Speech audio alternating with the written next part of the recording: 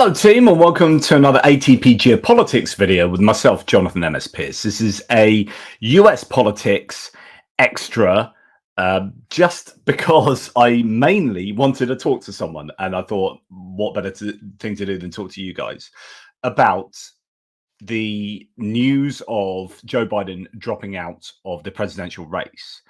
And I'm just quite excited because it was all getting a little bit, uh, a little bit like Donald Trump was going to have a walk in the park to get to the presidency in November. Now, let's lay out my biases straight away. I am a left-leaning political person who would normally support the Democratic ticket anyway. But the added component to this upcoming election is the Ukraine war that I feel exceptionally strongly about. And my opinion is that the Donald Trump JD Vance ticket would be the worst possible outcome for Ukraine. So not only do I see myself socially, morally left, I see myself as economically sort of centrist, actually. But the Ukraine war gives me a real sense of dread for what might have happened, I think more likely come November, with Biden's age becoming more and more of an issue. So there is that. And interestingly, but just because I'm socially leftist, it doesn't mean I'm a communist. So one of my viewers recently had an argument with me on Twitter yesterday, I think it was, that end up with him saying, look, you're just a communist. I'm like, please give me the evidence. You say you've watched hundreds of hours of my videos. Please give me the evidence where you think I'm actually a communist. What have I ever said that is communist? And of course, there was absolutely no evidence that you couldn't provide a single thing. And it ended up being, oh, you're just socially leftist. Like, yeah, that's not communist. I am not a communist. So we get to this kind of very polarized state of discourse, don't we? Where anyone to the left of Trump is a communist. And anyone to the right of Biden is a Hitlerite, right, or a fascist. It's just too simplistic. And part of the problem in the American political discourse is that you only have a two-party system, where on the left, or really the center left, you have the Democrats, and that party will range from Ilhan Omar and Alexandria Ocasio-Cortez and Bernie Sanders, although he's not in the Democratic Party, but he caucuses with the Democrats, all the way to Joe Manchin, although he's no longer, but on the right of the party. And that's a massive spectrum. In the UK, that would be Labour to Conservative, but that's one party. And then on the right, you have anyone from a kind of more moderate Democrat, Adam Kinzinger would be an example when he was, over to Marjorie Taylor Greene, right? And that's a Republican Party. And those are your two options. There is no representation for anyone that has a more nuanced political outlook, or might have elements of both. There's no centrist party. There's no environmentalist party. There's no this, there's no that. So what you end up having is all humanity, in that whole spectrum of humanity that we have. And in that, you'll have someone that's more left-leaning on this ideal and right-leaning on this ideal, but they have to go into one of only two pots. It's this binary decision that then causes people to look at one person in that pot out of millions and go, well, they're really communist sounding, so therefore they're all communists. And look at someone like Marjorie Taylor Greene and say, well, look at her, they're all like Marjorie Taylor Greene. And of course that's not the case, but unfortunately the American political system is the narrowest of all democratic systems, the two-party first past the post electoral system, which leads to, I think, this sense of growing sense of polarization. So there you go. That's just where my biases are. I am left-leaning, and therefore I am actually emotively engaged in this topic to the point where I have felt myself be energized by the news that came out yesterday, even though I didn't get a vote, right? I'm British. But those are my biases. Like I wanted this to happen because I think it's the best thing for the US and the best thing for Ukraine. And so, everything I say will be loaded with my own political biases. I'm aware of that, and it's going to be very hard for me to get away from that because I'm going to be speaking to you about what I would want were I to be an American voter. Okay. So all of that done and said, let's walk through some of the topics here, and let's see what we have to say about all elements of the decision for Biden to step down. So I'm going to move my screen that's looking at me over there, my picture of me over there, and we're going to go to what I have selected in terms of the stimulus to discuss. So let's start at the beginning, which is Kamala Harris was endorsed by Joe Biden. Joe Biden stepped down, and we'll talk about the reasons why he stepped down as we go.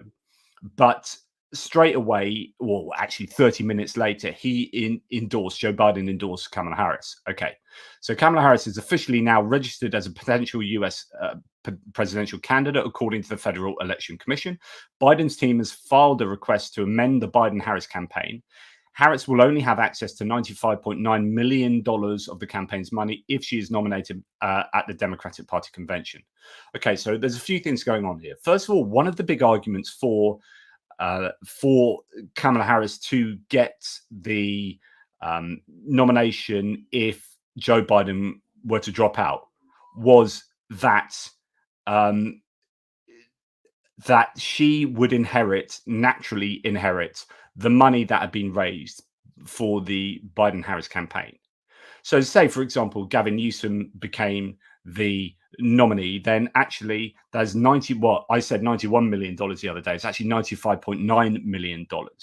So that is tied to the names Biden and Harris, and no one else is entitled to that money. And so that money, I presume, would have to be given back and then re-fundraised in order to go to another candidate. So that was a really good argument, just a practicality that would lead Kamala Harris to be kind of the natural alternative to Joe Biden, notwithstanding the fact that she is, of course, a vice president, and that's kind of her job, as stepping in to where Joe Biden would drop out. But yeah, important there. Now, if we go to I'm just going to go to this happens to be the Guardian's live update to what's going on at the moment. There's been all sorts coming out consistently throughout the last sort of 12 hours plus, but all state Democratic Party chairs now endorse Harris. So all 50 state Democratic Party chairs have endorsed Harris to be the party's new presidential nominee to run against Republican nominee and former President Donald Trump. According to Reuters, the chairs held a conference call after Joe Biden announced stepping aside as the candidate, and then following that, they've all agreed that Kamala Harris should be the person.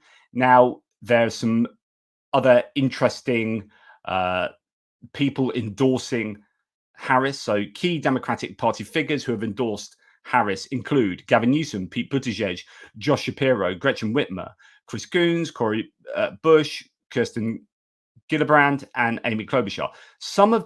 Many of the people who were possibly going to be running against Harris as a potential nominee have endorsed her, which kind of takes them out the race. So that's Newsom out the race, Buttigieg out the race, Shapiro, Whitmer. I mean, these are some of the main ones, Klobuchar even. Then she has had, out of the 263 congressional Democrats, so that's senators and representatives and House of Representatives, out of 263 of them and 23 governors, 178 have so far endorsed Harris. Some really big names have endorsed her. So it seems like the party machine has got behind Kamala Harris.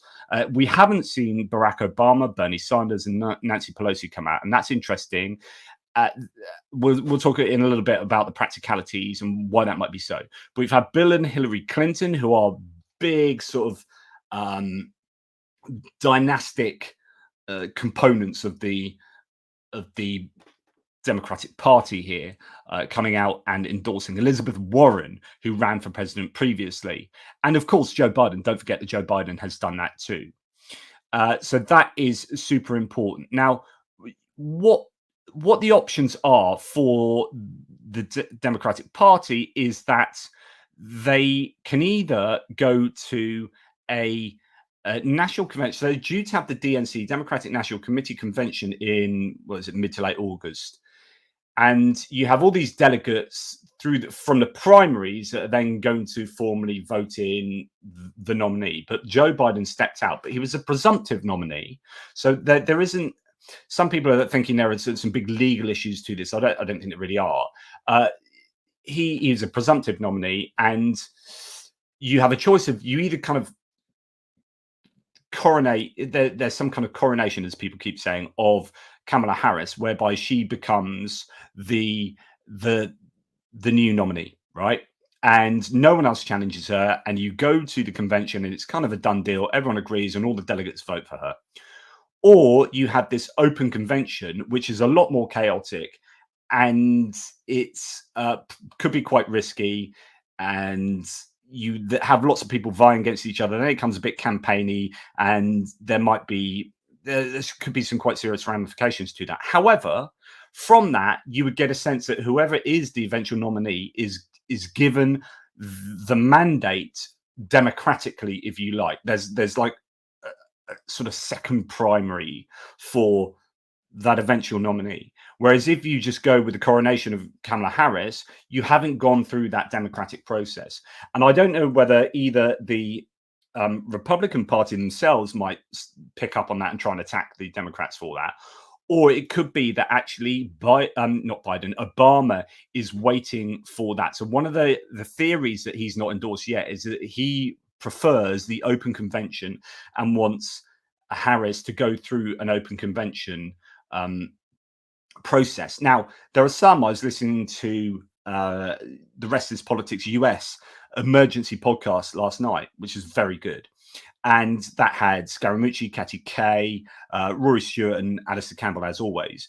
And Rory Stewart was saying that he would favour Harris being quite risky, but thinks it would pay off to go for an open convention and win the open convention. So she's probably likely, especially if you look at all the people who have endorsed her now, she would be very likely to win that. But it means that she would also have the mandate of the delegates in a party in a more democratic sense. So there are those things to still iron out to see how it pans out. But I think my personal position, for whatever it's worth, is that Harris is probably the strongest nominee at the moment. Some of these other people you might think in 4 years' time, but then Harris might think in 4 years' time if she wins. So, yeah, there's lots of ifs and buts. But some of these people that are being touted as being possible alternatives to Harris or at the top of the ticket might not be quite ready yet. It's a bit of a rush. They haven't prepared themselves, so on and so forth. Anyway, as the live feed here says, when the Democratic National Convention meets in Chicago on 17th of August, there you go, any nominee for president needs to secure the votes of 1,986 delegates. So Joe Biden had more than 3,800 delegates pledged to vote for him after the primary season. But those people are now released from that obligation. So you have to get obviously over half of the delegates in order to get that nomination. So Harris has, according to the latest count by website The Hill, already secured votes from 531 delegates, with the states of Tennessee, South Carolina, North Carolina, New Hampshire, Florida, and Louisiana all offering support. So as time goes by, there are delegates that are throwing their weight behind Harris. Now, one of these other possible outcomes, and the news has just come in that is no longer happening. If you remember when I talked about the spectrum of the Democratic Party from your squad, if you like, on the left over to Joe Manchin on the right. For Joe Manchin, there was talk about him running as a sort of, well, he's now an independent senator, but registering because I think he's left the Democrats. So he would re-register and then run as a potential candidate, and maybe to try and get that center ground. But I think he's become so divisive in the party that's probably not a good idea. And anyway, it sounds like he's dropped out from doing that. Oh, it looks like Andy Bashir has also endorsed Harris. So that's another one to add of people who were possibly going to stand instead of Harris endorsing Harris, which means that basically all of the people, all of the main people that could be the alternative appear to be saying, we don't want to be the alternative, we endorse Harris. And that gives her the option. Oops, so I didn't show you what I'm looking at, but there you go. I talked you through what I was looking at. So we have Joe Manchin dropping out there, and Andy Bashir also endorsing Harris. So, okay, moving on. And thank you. Oh, JR is in the house at the moment, which is fantastic. Thank you, JR, for that. He's going to therefore be helping out with what comments and questions you might have. I'm just going to stop sharing that because I am going to have to present. I want to show you sound on here. So I'm going to give you this with audio, and hopefully you can all see this. So let's play you some audio. This is a former Republican lawmaker who is it? Walsh, Joe Walsh. And this is what he has to say. This needs to be said, though, to what Ashley said. Joe Biden did something today that Donald Trump is humanly incapable of doing. He put his country first. I don't think, Laura, I don't think the Trump campaign is going to know how to deal with Kamala Harris. I really don't. They built the entire campaign to go after Biden. Trump struggles with women, strong women. He's going to have a hard time with Kamala Harris. And I would be very surprised if Trump got up on a debate stage with her. We'll come to talk about some of those elements in a second. Just to let you know that Zelensky has said Ukraine is grateful to President Biden for his unwavering support for Ukraine's fight for freedom, which, along with strong bipartisan support in the United States, has been and continues to be critical. Many strong decisions have been made in recent years, and they will be remembered as bold steps taken by Biden in response to challenging times. And we respect today's tough but strong decision. Interestingly, I've seen some some opinions coming out saying that, oh, this is a good time to get rid of Jake Sullivan. And actually, I have a feeling Kamala Harris's foreign policy guy is a lot stronger sounding in terms of positions on these matters. We will always be thankful for President Biden's leadership. He supported our country during the most dramatic moment in history, assisted us in preventing Putin from occupying our country, and has continued to support us throughout the terrible war. The current situation in Ukraine and all of Europe is no less challenging, and we sincerely hope that America's continued strong leadership will prevent Russian evil from succeeding or making the aggression pay off. Then we have, this is Romney. So Mitt Romney, former presidential nominee for the Republican Party against Obama, saying, and this is typically decent, like what you would expect from a decent politician, not what we have seen come out of the Trump camp. But Washington, U.S. Senator Mitt Romney today issued the following statement: "I'm a classic Republican, and he's a classic Democrat," so Joe Biden. "Obviously, President Biden and I usually didn't see eye to eye. I opposed many of his initiatives, but we did find common ground on infrastructure, Ukraine, the Electoral Count Act, adding religious liberty protections to the marriage bill, gun safety measures, and chip manufacturing.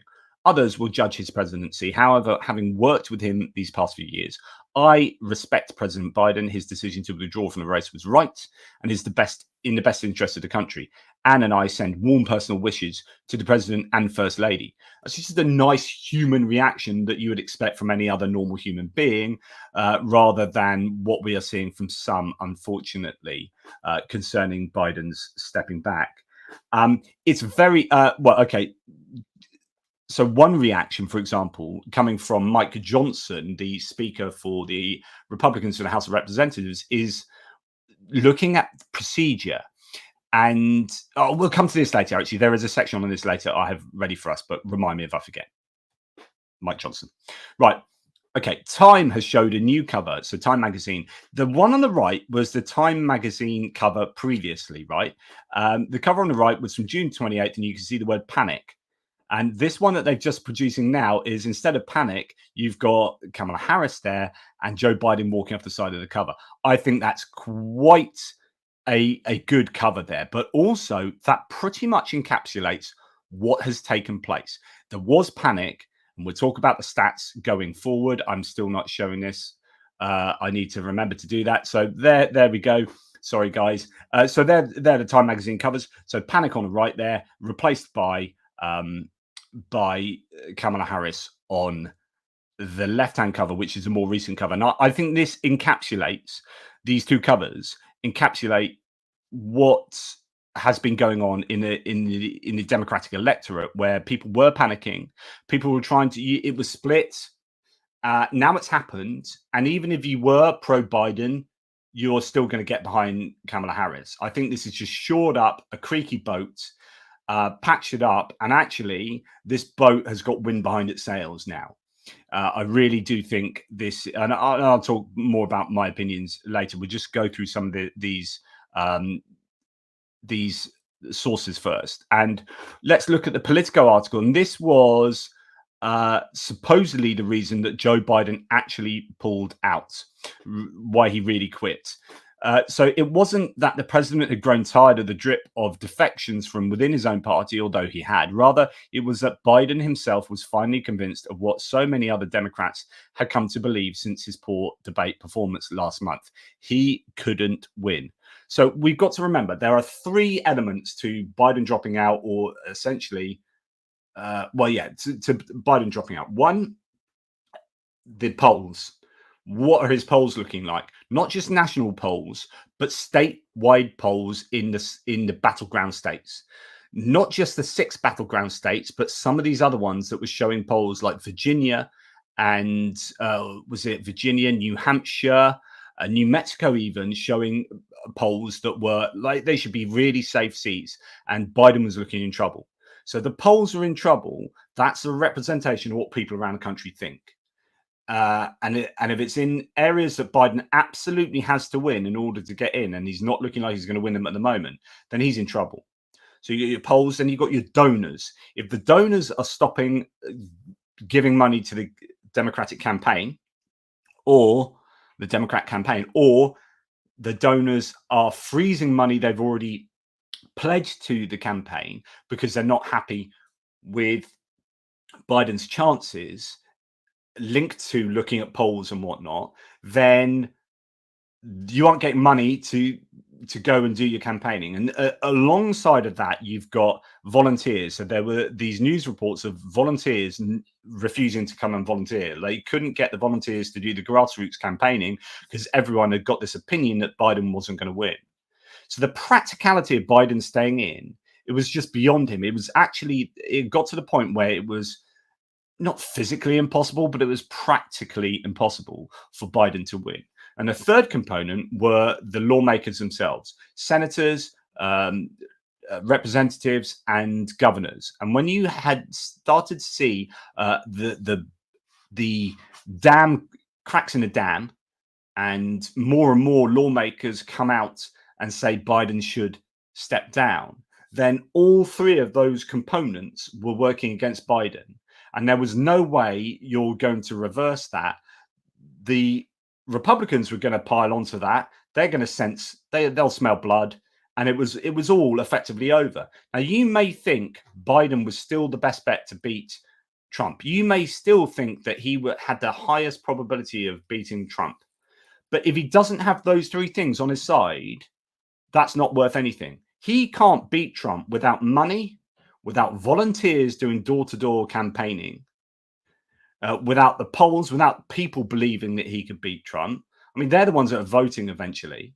And without the lawmakers themselves believing that he could do it, that you're having discontent inside the campaign, it's fractious, and then you're having to campaign with people, shoulder to shoulder with people who have already rejected you. So all of those things led to an impossibility for Biden. So it got to this point. and this is the key. So this is the polling element. When a campaign commissioned new battleground polling over the last week, it was the first time they'd done surveys in some key states in more than 2 months, according to 2 people familiar with the surveys. And the numbers were grim, showing Biden not just trailing in 6 critical swing states, but collapsing in places like Virginia and New Mexico, where Democrats had not planned on needing to spend massive resources to win. With that knowledge and awareness that more party elders, including more of his former Senate colleagues, would pile on the public pressure campaign, a sudden exit offered the president his best chance to make it appear that the decision came on his own terms. It was a face-saving move of high importance to Jill Biden, who, according to people familiar with recent conversations, was adamant that her husband's dignity be preserved. So he essentially had no real option. The polls were bad. The donors were bad. The volunteer situation was bad. And the lawmakers coming out continually against him continuing to run was bad. So it was, I think, an inevitability. And do you know what? I predicted it would happen by the end of that weekend just gone. And do you know what? It did.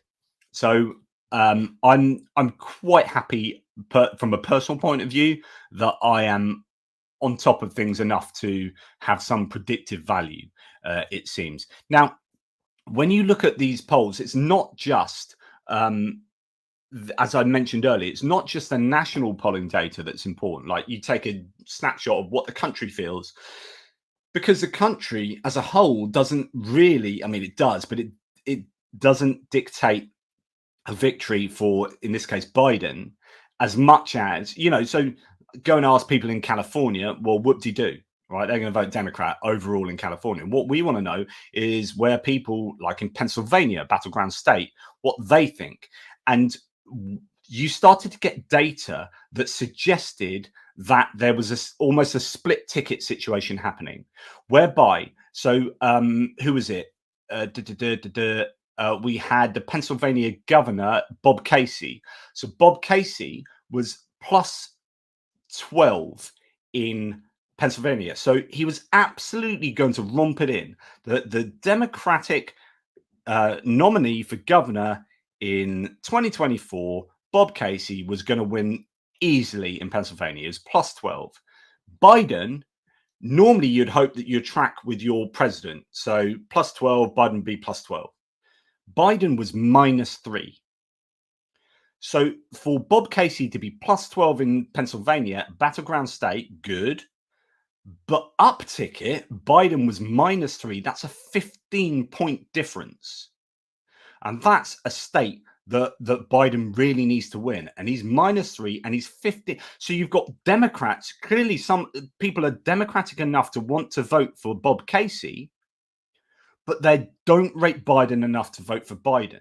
And it was stats like that alone for me that set the alarm bells ringing.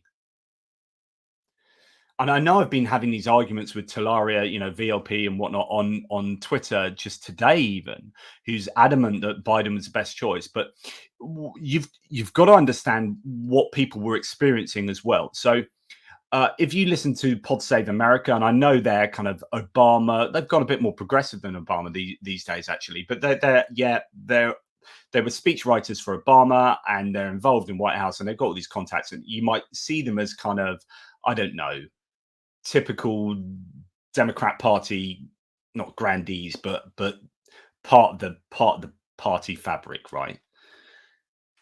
But by being that, they get to speak to people and know people, and then they go to big events. So there was this big fundraiser event that, if you remember, that Obama was speaking at with Joe Biden, and it was done by old famous actor. My MS brain is George Clooney. So George Clooney was there, and it's that big fundraising event that I think did it raise 25 million or whatever.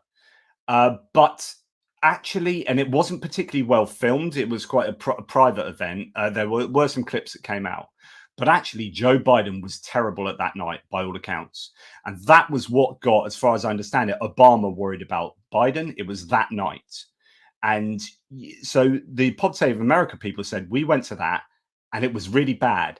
and our partners were there, or our wives were with us, who don't normally come to stuff like that, and they were absolutely shocked at the state of Biden and the decline from 2020 to 2024, and they were super worried. So when you've got your kind of wives, without priming necessarily, reacting in a very shocked manner to the state of Joe Biden in that public event, but quite private public event, then you know you've got problems on your hands. And I think there were just two. You can talk about like how well Biden's done in reading from teleprompters and how strong he's been in certain areas, but if you literally, I was watching footage of him walking last night, and I was like, yeah, it is a good thing that he's dropped out. I don't think he's physically and mentally capable of, you're predicting what he'll be like in 4 years, and you see the decline from 2020 to now.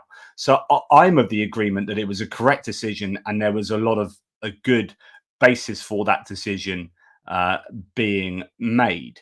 Anyway, let's see if there are anything to talk about with the comments here. So big problem in Ohio is that they require an early declaration of the candidate before the convention in order to get the correct name on the ballot, because it sucks. I think, correct me if I'm wrong, Nicholas, and thank you for this, Nicholas, and that is probably why they rushed this in, because wasn't it before the Ohio cutoff point? But yes, there were lots of, there have been so many different variables that needed to be taken into account for this decision. Trump really trying to break the unions.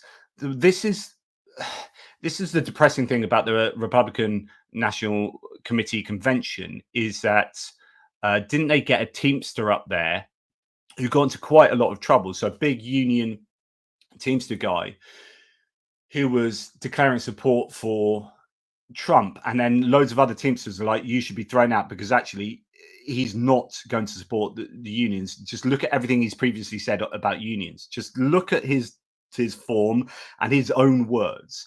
And Joe Biden is the first president ever that has gone onto a picket line. So if you're into unionized jobs and you are a blue collar worker in the US, really you should be getting on board with the Democrats. But the problem is, over the last 30, 40 years, Democrats have moved away from their kind of manufacturing blue collar worker base as they've moved into more kind of urban elitism, some might say.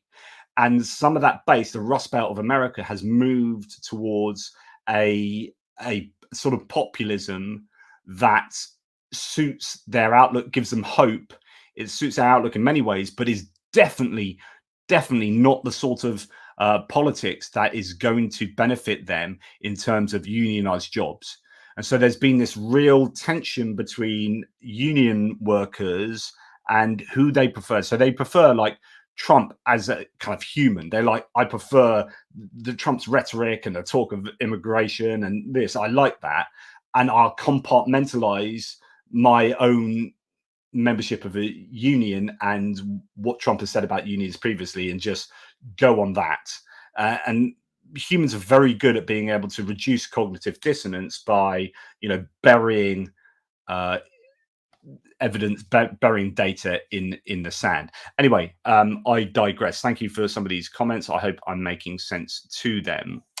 Here we have, in the last 9 hours, online donations to the Harris presidential campaign have reached, and it'll be more than this now, 60. So this was from 4 o'clock in the morning this morning. So we are now, almost 10 hours on from that. I wonder how much that now is. So in the last 9 hours up till then, $60 million have been raised. The haul for the first 24 hours is going to be an extraordinary number, surely record setting. So when we go back to those three components again, donors, and that includes, this is mainly small scale donors, it certainly was initially, donors, donors and lawmakers. The donors aspect of this is also a reflection of the polls, remember. So if you're going to give money, you're going to be looking at polls. There's no point me giving $1 million if the polls are looking like Biden's never going to win. So this is a reflection of the confidence people now have in a Harris victory. And it's also a reflection of an energized base. So I've been talking over the last week about how Democrats have had really low energy, right? Which is reflected by the lack of volunteers, being able to mobilize volunteers. That's because you are down in the dumps. You think, oh, okay, I will support Biden. He is a good person. He's too old. I will support him, but I'm not gonna get out and shout about this because actually, it's suboptimal. And now you've got this new platform with a new person to get behind who's younger and more active and dynamic, and this is excited. It has excited people, and I know it's excited people because it excited me, and I'm a freaking Brit, right? So last night I caught myself smiling a couple of times, right? And if I am smiling as a Brit interested in American politics, what are people who are genuinely at a point of despair about the oncoming elections thinking about the changeover to Harris ticket, if indeed that is it? So if I'm smiling, these people are jumping up and down in joy, and so there has to have been an energized electorate being affected last night.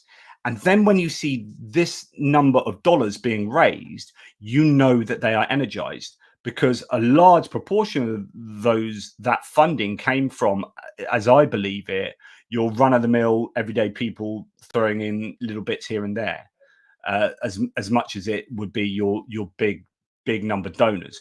And so therefore, I really do think the base has been hugely energized. So, right, we'll now move on. So we've got Nikki Haley, voter, PAC announces support for Kamala Harris on, that's according to Newsweek. This is a really interesting outcome. So Nikki Haley was running against Donald Trump. She didn't get through, and she dropped out. But people were wondering, where was her endorsement going to go? And it, as we saw at the RNC, it went very much to Trump. She's gone right. She's thought about her own political future and thought, if I don't endorse Trump, I am going to be cast out from the Republican Party. So she went and endorsed Trump. But that's not to say that the people she had taken along with her would do the same.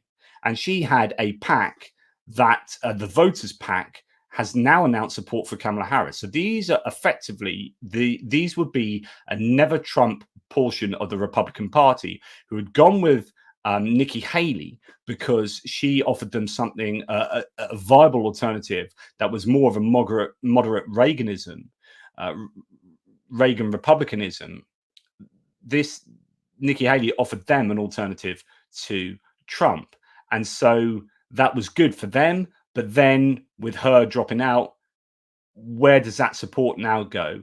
This is great for obviously for Harris and for the Democrats, because here is an element of a swing voter from the Republican side siding with the Democrats. And that's exactly what she needs. She needs to attract people, independents from the center. She needs to mobilize a black and brown vote. She needs to mobilize a female vote. She needs to mobilize the Democrat vote as a whole, but she also needs to steal some of those swing voters away from the Republicans. And if she's getting some support from never Trumpers here, and you've got the Lincoln Project on her side, and you've got Republicans against Trump on her side, and all these kind of elements of the Republican Party who are really disaffected with the direction Trump is taking them in Project 2025, you are starting to see the Democrats really attract some of that moderate center ground. And that is certainly important for a potential success for Harris. One of the challenges, though, for Harris and the Democrats as a whole is Elon Musk. Elon Musk is not only providing $45 million a month, supposedly, to the Trump campaign. So he's putting his money where his mouth is. But his mouth is very big, and it is, in fact, the size of Twitter. He said yesterday, I'd just like to thank Alexander Soros for not keeping everyone in suspense about who the next puppet would be. And this is the whole conspiracy theory that George Soros and the Soros family is behind the Democrat Party. This is basically Viktor Orban 2.0, which is exactly what Viktor Orban says about stuff going on in Hungary. And it's been imported into the US from certain elements of the Republican right who want to blame George Soros for everything. And he is the boogeyman. And it is absolutely ridiculous. Now, Elon Musk is unfortunately parroting these same kind of dog whistle claims. As Ben Samuel says, George Soros is Jewish, and it also there's a lot of those in that right-wing ecosystem that are connecting like George Soros and Jewishness with control of the Democrat Party, and there's a lot of anti-Semitism involved in that as well. So, as Ben Samuels here says, this is centuries worth of anti-Semitic propaganda being blasted to at least 190 million people by the world's richest man. A lot of people unhappy with that. Indeed, here we have Pekka Kallioniemi saying this dude bought a social media platform for $44 billion US, changed the algorithm so that everyone has to look at his posts. This is actually true when you turn on Twitter. If you just go to the normal homepage without going to your list or whatever, all invariably Elon Musk will be in your either at the top of your Twitter feed or there or thereabouts. Incredible. I went through a couple of weeks having just Musk thrown down my throat recently, and I'm like, I'm no fan of him, and yet here I am. What they say you should also do, those people you don't like, rather than retweet them, say you don't like them, you take a screen grab. That's why you see an awful. So here is a great example. These two people, Ben Samuels, as you can see there, he's done a screen grab. That is not a retweet. That is a screen grab. And Pekka Kallioniemi here has done a screen grab because that then doesn't tell the algorithm. If you retweet someone, the algorithm thinks you like them. So those you don't like, you screen grab. Those you do like, you retweet. That's the rule of Twitter. But anyway, Pekka Kallioniemi says, change the algorithm so that everyone has to look at his posts. Donated 45 million, probably for tax breaks to Trump, and is now doing a full campaign run for him. Yet he has the audacity to write something like this, and then he also repeats that. And by the way, Elon Musk is replying to end wokeness. If you see Ryan Macbeth's latest video, one of his latest videos, he publicly out to end wokenesses. End wokenesses is anti-woke Twitter handle that has gained massively and is a bit of a darling of like the pro-Russian and yada yada yada yada. Anyway, it's in Elon Musk's information space, if you like, and Ryan Macbeth does a really good job of doing some intelligence work, the sort that he used to do himself in the armed forces, I think, or does now. It's contracting out or whatever. But yeah, found out who he was and so on and so forth. You can go and check that out. It's really good video. Right, now moving on, it's worth bringing into this discussion Rebar. So the pro-Russian blog or Twitter handle and Telegram handle and everything else. Since Kamala Harris has announced her intention to run for the US presidency from the Democratic Party, the decision is to be made not by her but by the convention. X has started to recall absolutely all the blunders of the most unpopular US vice president in history. What you can tell by this is that the Russians really are acting as part of the Trump campaign here. So the Russians are now campaigning against Kamala Harris. That much is patently obvious. So the question really for most American voters, if you care about international geopolitics, is if Russia are desperate for Kamala Harris to lose, why is that? Why do Russia desperately want Trump to win? Why is that? Honestly, and if you're a big fan of Trump, why is that? So here we have Rebar, who are basically the Russian MOD in all but name, saying she's the most unpopular US vice president in history, and there's no getting away from her fakes either. One of the most popular ones is the alleged joint photo of Kamala Harris with the global elite's guide to the world of paedophilia, Jeffrey Epstein. Of course, this is absolutely incorrect because that photo, which is being photoshopped, which is actually a photo of her and her husband. And that has been community noted. So it's just, yeah, you've got to watch out there. There's going to be an awful lot of disinformation going out about her. And indeed, Rebar talks about this. The photo is nothing more than a Photoshop, but that's not the main thing. The fact is, the mention of Jeffrey Epstein is gradually ceasing to be a kind of marker and red flag. Western politicians have been accused of connection. So it's like trying to say, oh, yeah, this is fake. We do admit it's fake, but still, blah. And of course, you know, Donald Trump was on the flight records of Jeffrey Epstein 7 times. What do you say about that? Oh, nothing. But anyway, you will start seeing a lot of disinformation about Kamala Harris. You will see a lot of Russian entities shouting about her as well. Now, interestingly, you are, and I find this fascinating. So Donald Trump will now be the oldest nominee in American electoral history. So Biden would have been, but he's dropped out. And actually, Biden was younger in 2020 than Trump is now. So Trump will now be the oldest one in history. And all of those arguments that the Trump campaign were leveling against Biden for the last however many months, oh my goodness, the chickens come home to roost. So those, you're too old, you're too senile, now they can't land at all because he's gone.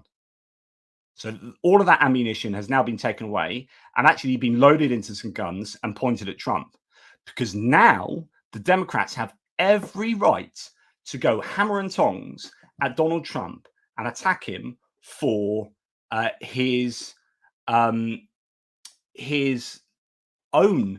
senility, dementia, agedness. Age, other word is age, of course. And I think it's really interesting. So it's going to play quite harsh for Donald Trump now, and it's kind of a bed of his own making, really. Hopefully you can hear this.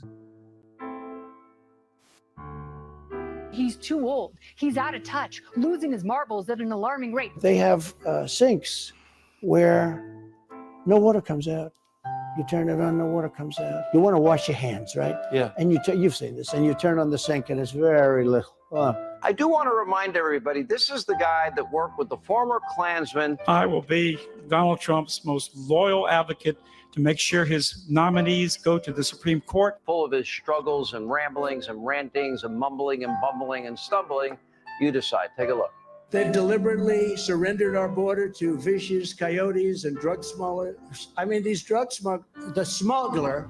I find it awkward. I find it embarrassing. He's really in the early stages of some kind of senile dementia. I hope they now go and take a look at the oranges of the investigation, the beginnings. It's more than awkward and embarrassing. It's actually dangerous. Having someone with his mental state.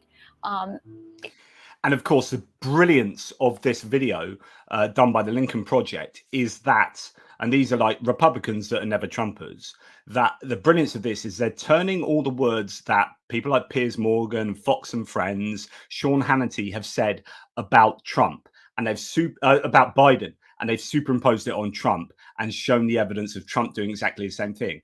Now, of course, this can stay. This is now what's going to be part of the campaign. And Trump doesn't have an answer to that in terms of there's no old person now on the Democrat side. This, honestly, there are so many interesting angles of the coming campaign that will play into the Democrats way better than the Republicans now that the ticket has been changed. To me, it's terrifying. She speaks in rhyme. In rhyme?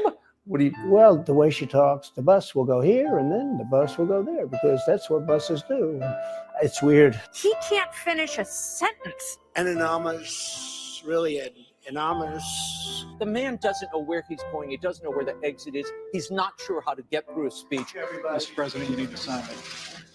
Old, outdated, retired, elderly, aging, senile, dementia, slow, confused, idiot, ignorant, sleepy, gaff, bumbling, bad, terrible, disappointing, joke, profanity. Being corrupt is bad. Being corrupt and senile is even worse.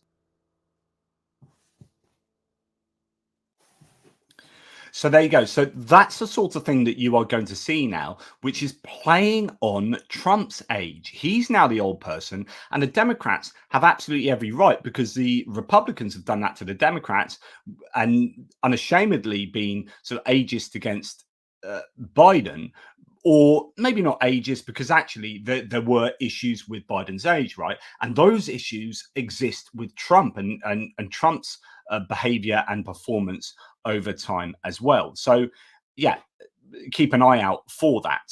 Pekka Kallioniemi again says at 78, Donald Trump is the oldest nominee in the president. For president in American history. If elected, this sleepy dude will be in charge of the most powerful country in the world. And so now there'll be memes going out around about, I mean, you are going to see a mobilization like you've never seen before, honestly. So if you've had 60 million spondoolies raised just last night, and you've got 95 million spondoolies in the bank for Biden Harris that can be used by Harris, you've got an energized base, and you've got an opportunity to mobilize young people more so than for Trump. So that we'll get onto this in a second with Kamala Harris and her attraction to how she's doing with young people and whatnot. But you are going to see meme upon meme. You're going to see videos now hitting the socials. You're going to see possibly a flood of anti-Trump, old guy Trump, sleepy Don, all this kind of stuff will be hitting the airwaves. And I think that there will be plenty of ammunition for the Democrats to mount a very effective social media campaign. And I don't know whether the Republicans are quite ready for that. Right. Okay. What's interesting here? So this is Jasmine Crockett, who's an up-and-coming representative. She's a former lawyer in, I think she's Texas, isn't she? She's not originally from Texas, if I remember correctly, but she's Texas now. I've been clear about where I stand. I am all in for Vice President Harris. She's the vice president. She's a second in command. She can and will finish the job. We have to do the work. Now, this is the important part. Like, okay, so what? Whatever. This is the important part. I don't want another few weeks of not getting to the job of beating MAGA and Project 2025, right? There is absolutely no coincidence. Well, it's not a coincidence because that is front and center of Jasmine Crockett, for example's worries. What does she want? She wants to beat MAGA, which is to win the election. Okay, but we need to beat Project 2025. So we know that Project 2025 has polled pretty badly, which is why Donald Trump came out and distanced himself from Project 2025 recently. He said he didn't know anything about it, even though it's all his own guys have written it, like all of them, all Trump in the Trump sphere. And they'd all said this is Trump's blueprint for the first 100 days, etc., etc. Like, it's clear that it was very much part of Trump's larger project. But he came out and did that precisely because Project 2025 has been so badly received by your moderates, your normies, your normal people out there, your low info voters who hadn't really been keeping much of a tab on what's been going on. Then you start having things like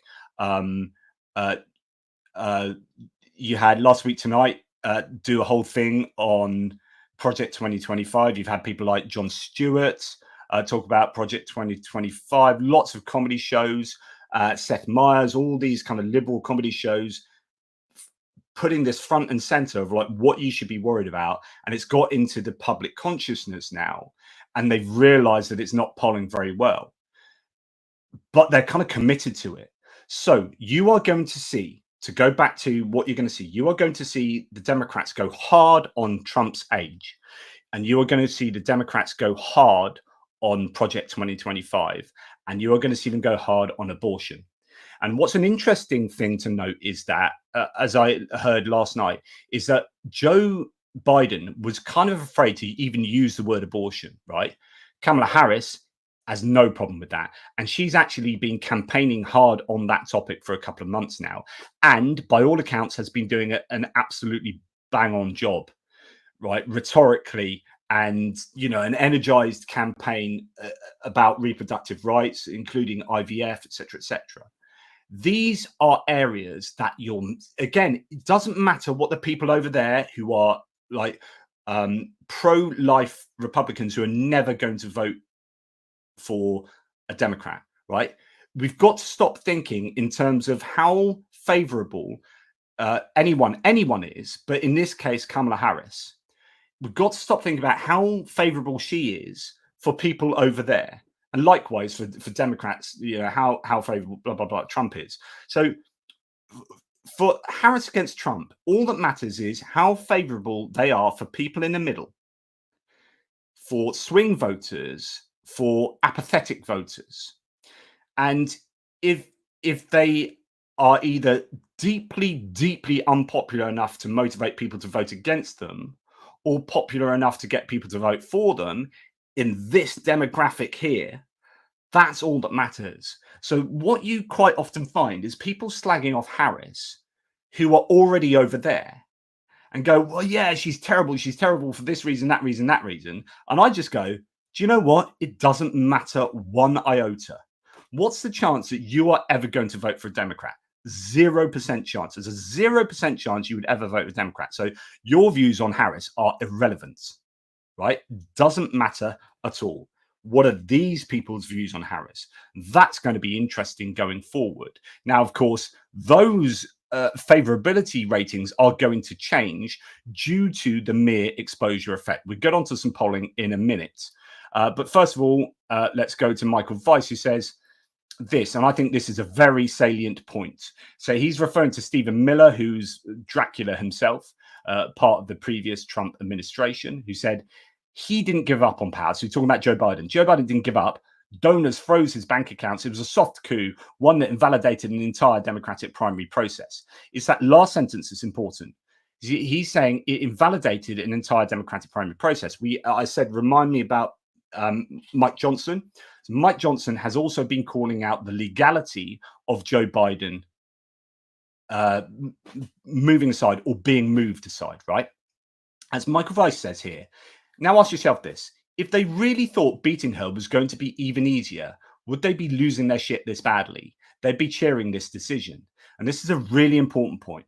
The amount of, and I've spoken to a number of these people myself and had arguments with them on Twitter, the amount of dyed-in-the-wool Republicans who have said, on the one hand, Harris is terrible. Oh, she'll be easily beaten. Absolutely no problem. This is great for Republicans. You're going to get such a tonking, right?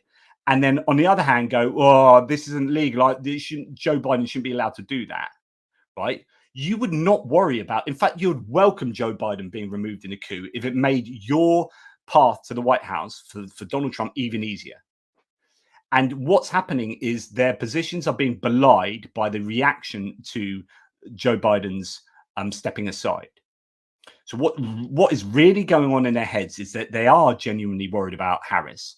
And because they are worried about Harris, they want to stop this alternative nomination happening at all costs so that they get a Trump versus Biden, which they see is more easily winnable. And that's really important. Pay attention to the way people react in these moments. Had my headphones on the wrong way around the whole time, and that's been annoying me, and I've just had the guts to change them. So there you go. Deal with it. Right. We are going to look at some polling now, and we're going to go to Steve Kornacki on MSNBC. Okay, left wing, whatever. But actually, I'm just interested in the numbers here.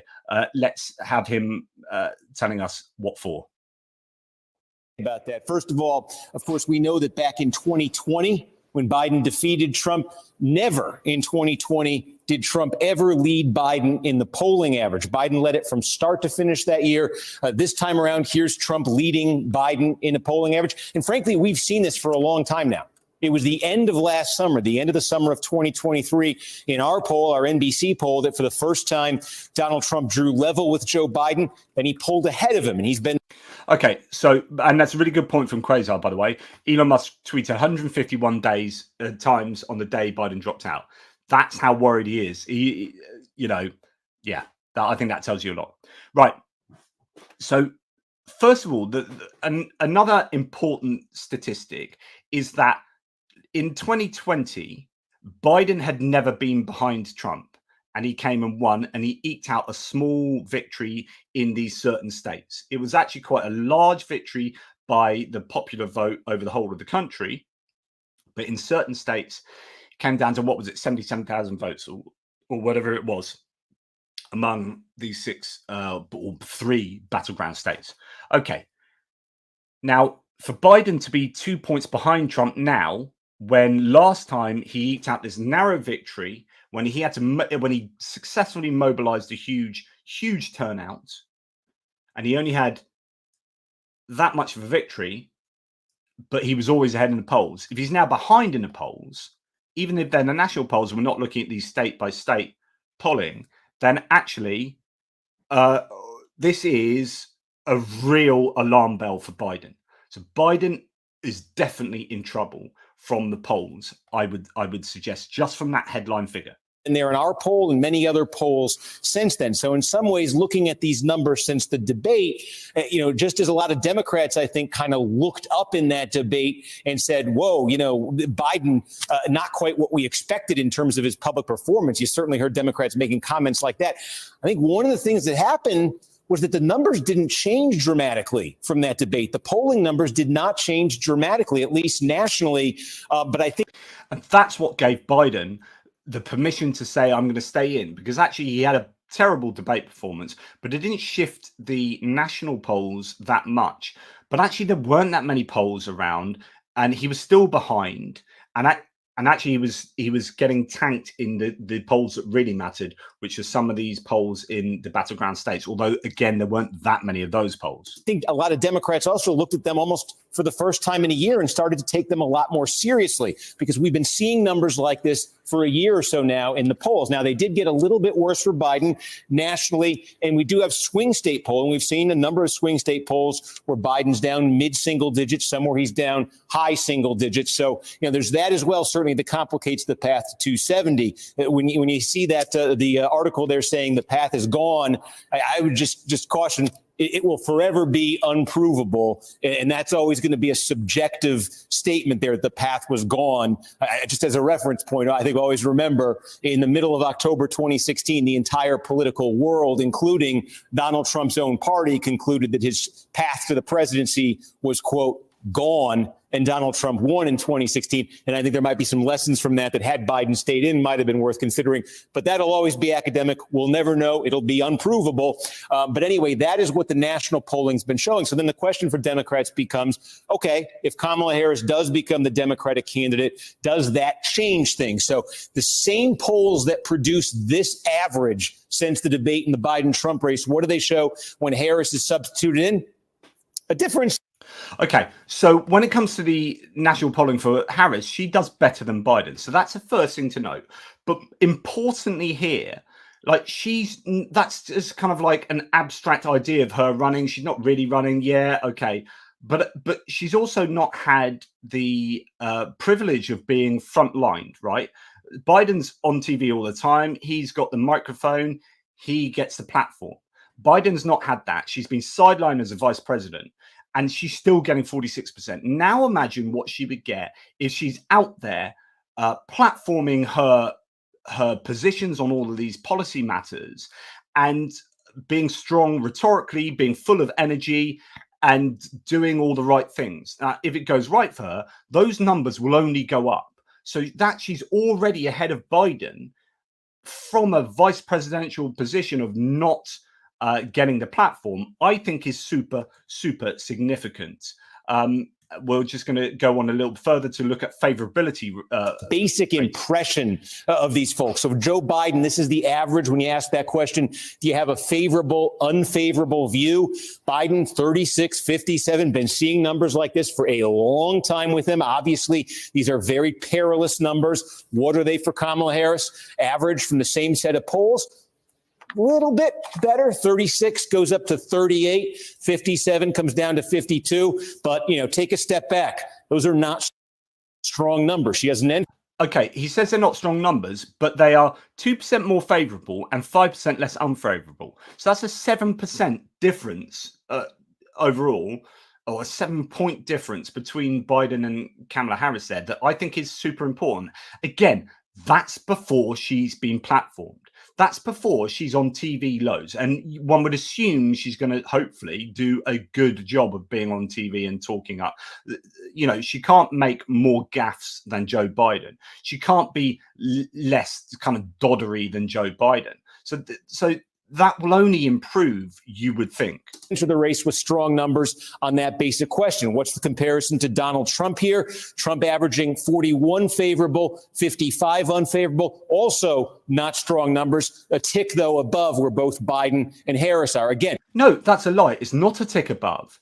It's a tick above in favorability, but a tick above in unfavorability. I don't like it when people misrepresent sheer numbers. That's exactly the same as Kamala Harris.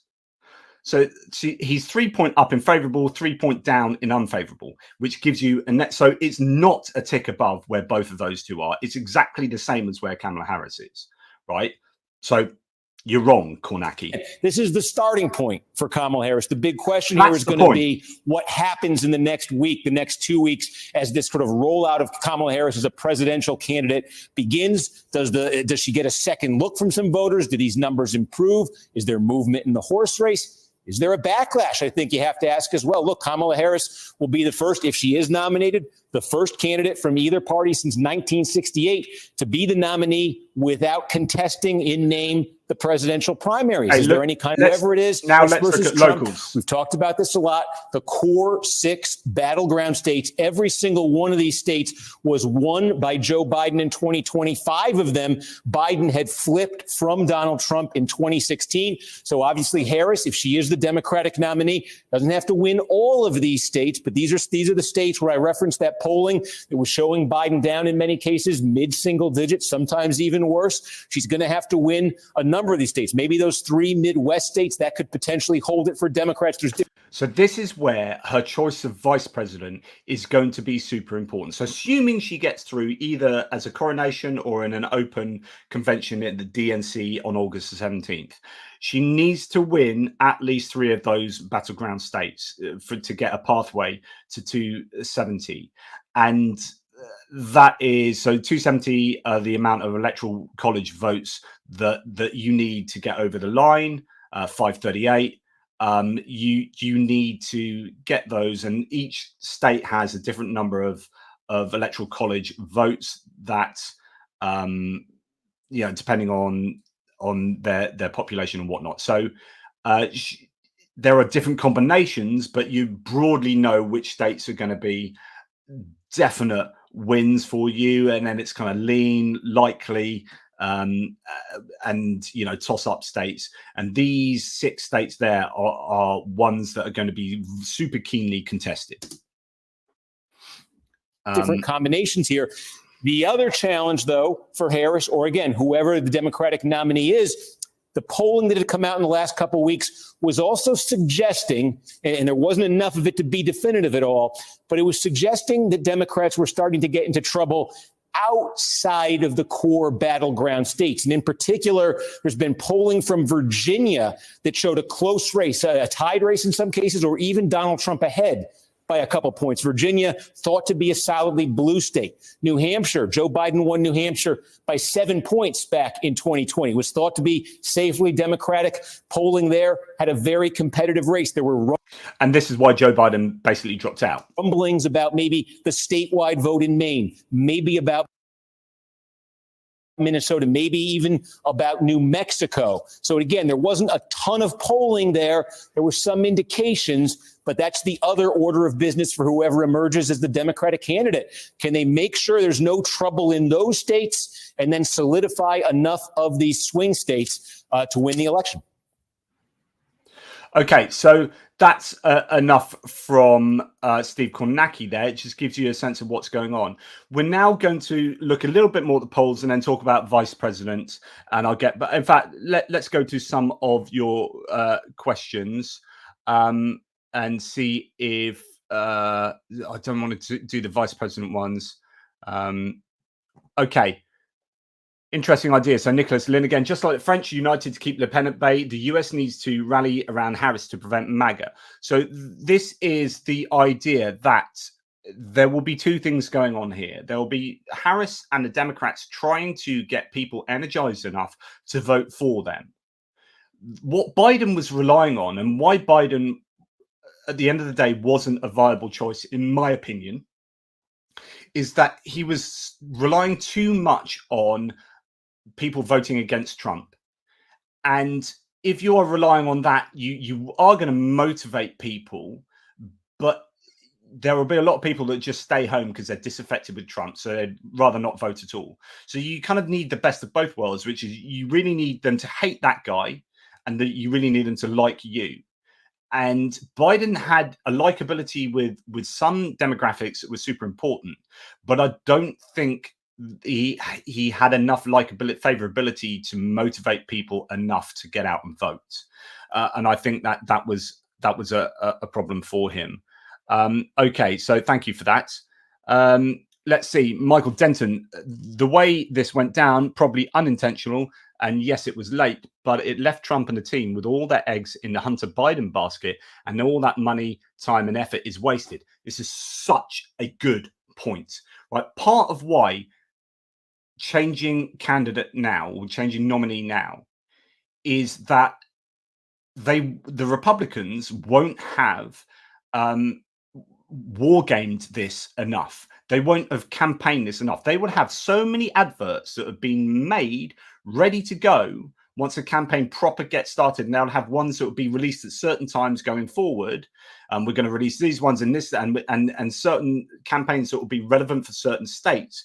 But any ones that are focusing on Biden are now defunct.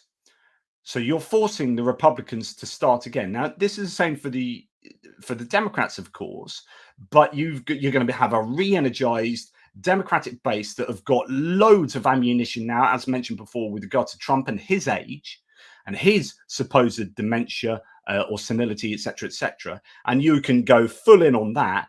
And the Republicans won't have an answer to that yet. They're going to have to scrabble around. They're going to panic.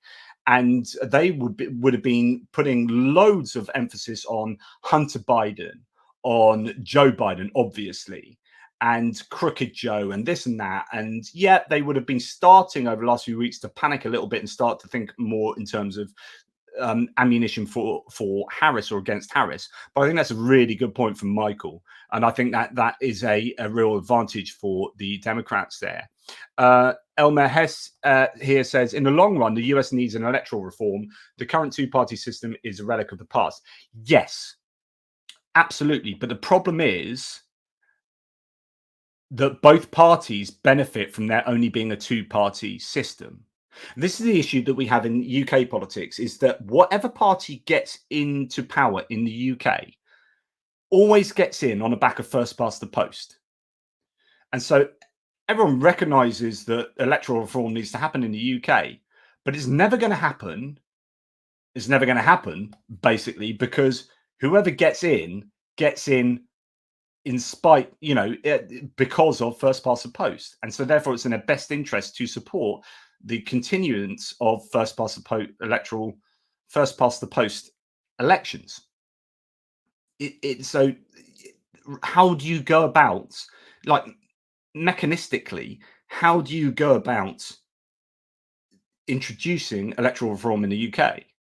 It happened in 2010 because the Conservative Party had to go into coalition with the Liberal Democrats. Liberal Democrats always get screwed over by first past the post, although they did quite well this election. But they normally get utterly screwed. And so they said, we will come into power with you as a coalition because you didn't form a majority. But we'll come into power with you if you agree to do a referendum on alternative vote.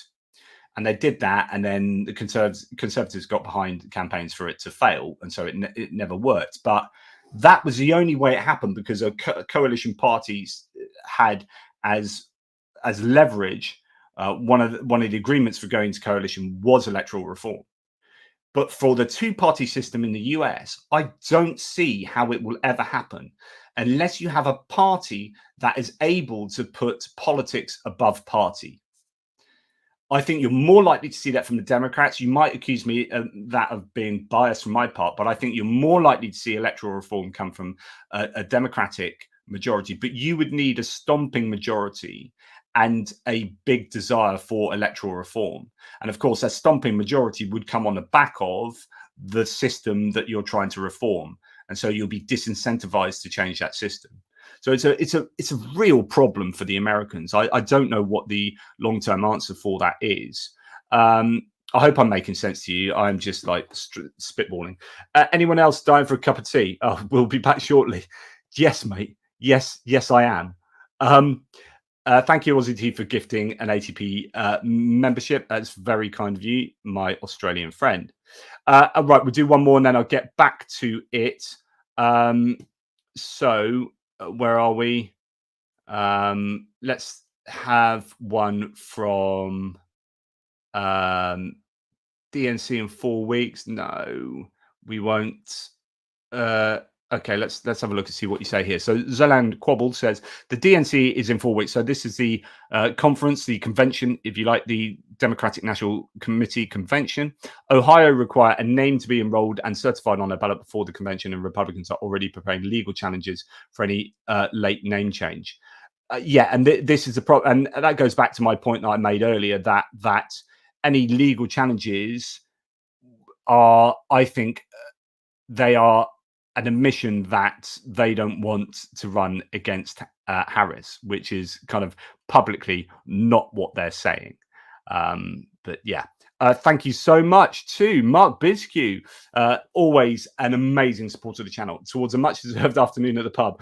Thank you. This summary of very important recent events, I feel Kamala will bring in the vast amount of undecided voters over to her side. And this is, of course, good for Ukraine. Yes, so I am fully behind her, largely on account of Ukraine, not completely, like I said at the beginning of the video, but I think this is really important for Ukraine. Okay, thanks, Mark, by the way. Right, Harris and Trump, what the polls tell us. So going back to the polls again, and well, let's talk a little bit about RFK. So Trump, who officially accepted the Republican nomination of the GOP convention last week, leads Harris by 2 points, according to the aggregate of national polls, 47 to 45. That's around the same as Trump's 2.5 lead over Biden, with 46% support to the incumbent's 43.5. So a little better for Harris, it seems. But of course, if it's a little better for Harris and she hasn't even started campaigning, go back to my previous point, that you would think things can only get better.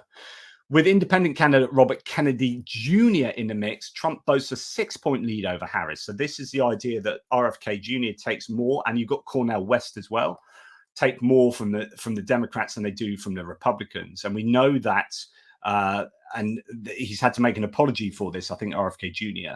We know that RFK Jr. is working with Trump to take votes away from the Democrats from that leaked telephone call the other day that said, together we'll win this. It was literally, what he said. So, yeah, Trump boasts that 6-point lead over Harris, 43 to 37, with RFK in it, while Kennedy sits at 6%.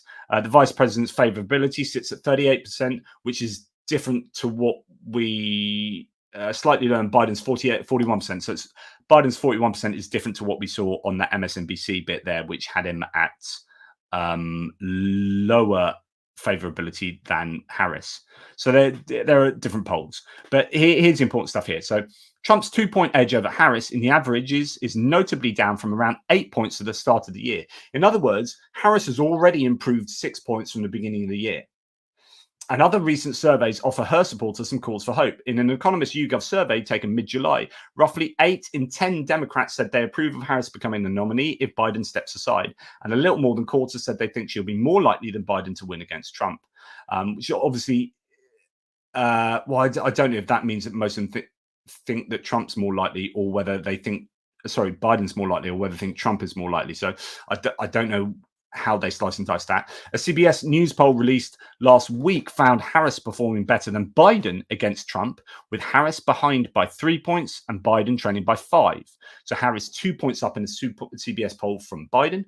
A CNN poll released after the first presidential debate, during which Biden's disappointing performance renewed talk of taking him off the ticket, found Harris running closer to Trump than Biden was. She came in just 2 points behind the former president, while Biden was 6 points behind. So Harris polling in the CNN poll 4 points above Biden.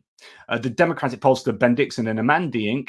put the vice president ahead of Trump by 1 point in a survey published earlier this month. So there are some surveys showing Harris beating Trump. Harris is also the easiest one among the prominent Democrats being floated for the hypothetical nominee to slide into Biden's place, given the mechanics of the process. And that's what I've said, with the money and, the party machine favoring Harris over anyone else. Overall, though, there's still not a lot of polling data testing a Harris-Trump contest, both nationally and at the state level, and those averages are based on 6 polls or fewer in each state. DDHQ forecast models are set to go dark for a couple of weeks to gather more data, the team said, given the historic change to the race. In other words, you're not going to see a lot of polling for a little while as people are feverishly going out there to get data. And then in a couple of weeks' time, you're going to get a whole bunch of polling. It's going to be interesting because you might get some excitement from people who vote for Harris before they even get to see her much because they're excited about a new person. And then that might go down as maybe they see her and don't like her. Or you could get people getting more into Harris the longer it goes on because they actually do like her. So it's very difficult to predict where this will go. Quote, according to some person called Tranter, I don't expect the polling to show that she is outright beating Trump, but she's going to have a whole campaign and a fresh start, not going to have to answer questions about whether she's mentally there to serve. He said of the possibility if she becomes a nominee. Harris now has to secure the support of more than 3,800 delegates. Biden won throughout the primary process as the party heads into the Democratic National Convention set for August in Chicago. Though most Democratic delegates have pledged to choose Biden, they're not bound to do so in the unprecedented case of him stepping aside. Okay, so that's a kind of look at the polling and where we understand her to be now, with the idea in my eyes that she's much more likely to improve from here on in. And I think so. The problem what are the problems for Harris? Okay, so I think the advantages are okay. She is, and some of these can be advantages and disadvantages. So she's a black, she's African American and Asian heritage. So she ticks quite a few boxes in terms of a woman, black and Asian heritage. So black and brown votes could coalesce around her. Female vote could coalesce around her. She's younger. She is a former prosecutor, so she can go strong on crime. She can also be prosecutorial in her interactions with Trump and hold him to account, and she can play on the felon versus the prosecutor. What you're seeing, I said earlier, you're going to see Project 2025, you're going to see age, you're also going to see Trump as a felon, and you can also expect to see stuff about sexual abuse, etc., etc. She can play all of those things really well. She can do the abortion and reproductive rights. She can also claim all the successes of Biden's administration. She can cherry pick.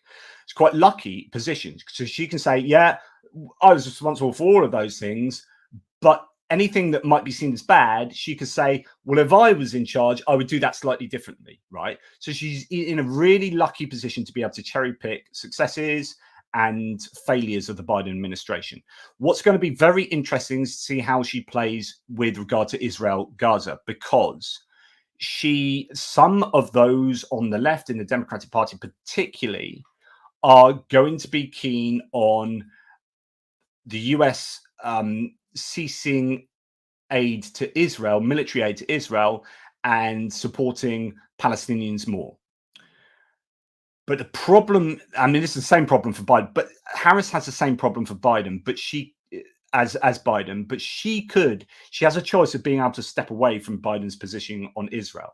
The issue for her is that same dilemma still exists, is that the more you step away from supporting Israel to support the Palestinians and maybe a two-state solution and a ceasefire, is that for many in the US of Judeo-Christian heritage, supporting Israel is a really big thing. And if you step away from supporting Israel, even though it might be the right moral thing to do, don't want to get into that debate, but you will lose a lot of people who want to support Israel. And actually, like most Republicans will do that, they'll be strong on support for Israel, because actually, even though you might get some pockets of anti-Semitism in there, there are larger pockets of Islamophobia. So it's more likely that the Republican Party as a whole will be much more in line with defending Israel's sovereignty and militarily supporting Israel. So the more you move away from supporting Israel, you will lose. Okay, you're going to lose those, but then there's an awful lot of people in the center and in the Democrat Party who are going to not like that move. It's a bit like Brexit for Labour. That's why Labour never campaigned either way on Brexit. They left it because they knew their party was completely divided, and so they just really didn't say anything, and they left it up for media to go crazy for Brexit. And Corbyn himself was actually a left-wing Brexiteer, and he stayed relatively quiet because of that. And anyway, it's just very interesting that positioning is what you find with the Democrats.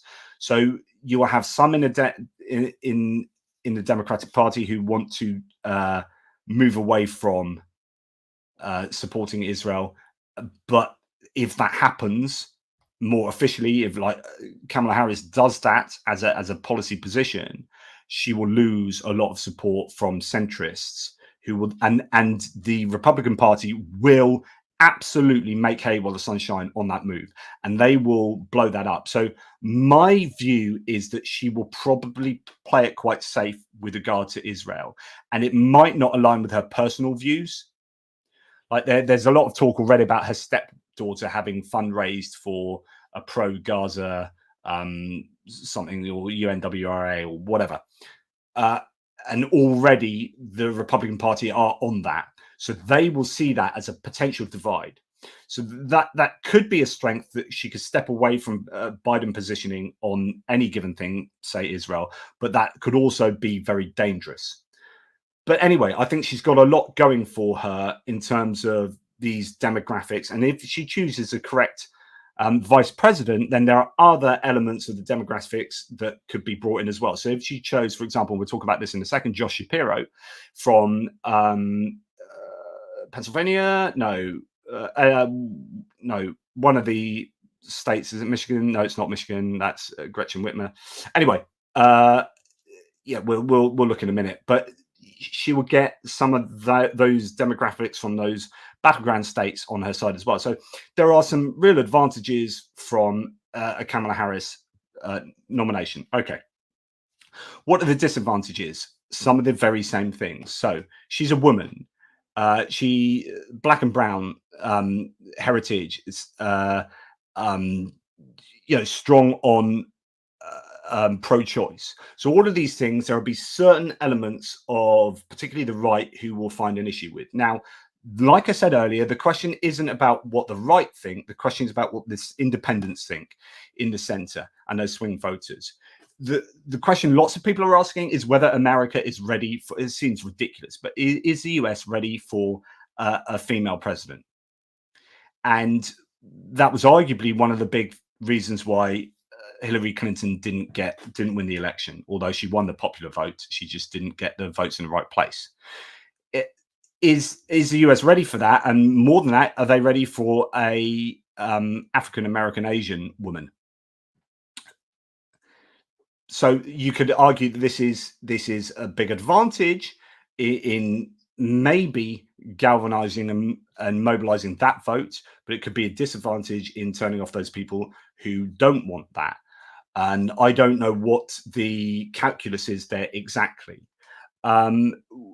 Some of the other criticisms of her is that she's made some sort of gas previously. She's not a great teleprompter reader. She's quite opposite to Biden in that he's good. He was good from a teleprompter, but he was really suffering of late ad-libbing. She's much better ad-libbing and not so good with her cadence on a teleprompter. And actually that's really important because she's going to have to do a lot of speeches where she's going to need to win people over. Now, she will have had public speaking, sort of PR training, but she's going to need to be on the top of her game in terms of public speaking. Now, from a prosecutorial point of view, what she wants to do is engage with Trump in a less formal environment. where, you know, it's not reading from a teleprompter, but it's actually taking him to task. But yeah, there are certainly challenges for her. But I think a lot of these will be solved by, yeah, as I say, the mere exposure effect. The more you're exposed to something or somebody, the more credible they become and the more popular they become. And this is actually what has helped people like Nigel Farage and Donald Trump, is that the more ridiculous things they do and say, the more they get on TV because they've said these ridiculous things. And the more those ridiculous things become more credible and the more those people become credible. The mere exposure effect is something that is a real issue, because you want to talk about how ridiculous someone is, and the more you do, the more popular they become. But she needs some of that. So the more she gets on TV, and she will get on TV a lot more now, the more popular she will become by extension. Right, so we go on to the last element here. I'm sure there are other challenges she will face going forward. I'm sure some of you had already put that in there. We're now going to look at potential running mates, 9 ones here as listed by Politico. And we're going to start with the person I think is the most likely, is Pennsylvania governor. Anyway, oh, it's a senator, Bob Casey, wasn't it? It was not governor. Bob Casey was a senator of Pennsylvania. Anyway, Pennsylvania governor Josh Shapiro. So this guy is good, fairly young compared to Biden. He's a white man, so I think that's really important for balancing the ticket. I think if you get a woman of color and you get a white man, then you're going to tick a lot of boxes. And he is in Pennsylvania, battleground state, so he will bring along a lot of excitement from Pennsylvania, rather like Joe Biden himself did, right? Downside to him, maybe a downside, may not. He is Jewish. How does that play with people across the electorate? How does that play with the Israel-Gaza scenario? I don't know enough about his opinions on that conflict to be able to comment, but that could be a challenge. My view is that he is the most likely, or at least it all depends on what they themselves think. And all of these people might be thinking about 2029, right? And so there could be a very good case for some of them to say no. But assuming they're all going to say yes, my view is that he's probably your number one option, which is probably why he's listed at the top here. Now, the guy that I talked about the other day as being an outside chance, because he would be very good as a selection, would be Mark Kelly. Why? Because he's a veteran, former Navy captain, and former astronaut. You can't get kind of cooler than that. He's also okay. He's married to Gabby Giffords, who was there was an assassination attempt on her in 2011. So he's quite strong on gun control. That, I don't know how well that played with your centrists. He is, I think, pretty sound. Again, white man of that right kind of age. Looks like he'll be strong. I mean, he's definitely strong on Ukraine. By the way, if you want someone who'll be good on Ukraine, Mark Kelly is definitely in the mix there. So he's definitely an option. Whether that would leave Arizona in the crap a little bit, I don't know, or whether that would actually mobilize that Arizona vote. You could say the same for Josh Shapiro. If you remove them from that, then you need another person who hasn't got name recognition to go into their place and still win in that as a senator or whatever the position is. So yeah, that's Mark Kelly. I would say he's my number 2, but he's more of an outside bet. Gretchen Whitmer, who I think is really good, and she, I think, did very successfully in her last election. But I think 2 women on the ticket is not going to work because of, you know, we're already worrying about whether women at the top of the ticket is going to work. So yeah, she is in Michigan, so that is again, like Josh Shapiro, a useful area, one of the battleground states for your VP to come from. But I think 2 women on the ticket could be just a bit of a challenge. You've got Andy Beshear from Kentucky, who is another, a lot of people talking about him. So you've got Kentucky and you've got, what's the other one down there? Is it North Carolina, where these guys have been really successful as governors in places that are often quite Republican. That could be useful. You can go and look into all of these people. Yeah, this is it. It's North Carolina, Roy Cooper. So some people are touting this guy. He's good, I think, rhetorically, very strong. Again, white man of that right kind of age, if you like. Yeah, has a lot going for him by all accounts. I don't know all that much about Roy Cooper, but apparently, like rhetorically and whatnot, he will be really good. Gavin Newsom is someone I talked about a lot earlier, but I think two California people is too problematic. I think he's now a much lower probability, given that if she's going to be at the top of the ticket. Otherwise, I would have, if say it'd be someone else, like Gretchen Whitmer, right? I think Gavin Newsom would be a good choice for VP, but I don't think with Kamala Harris that he would be a great choice. And he does carry a bit of baggage. He's quite divisive. I think he's great rhetorically, and he's quite smart. He knows his onions with stats and whatnot. But there are some. He does bring some baggage. And then Illinois Governor J.B. Pritzker, I don't know him too much at all. Or Maryland Governor Wes Moore, I don't know him.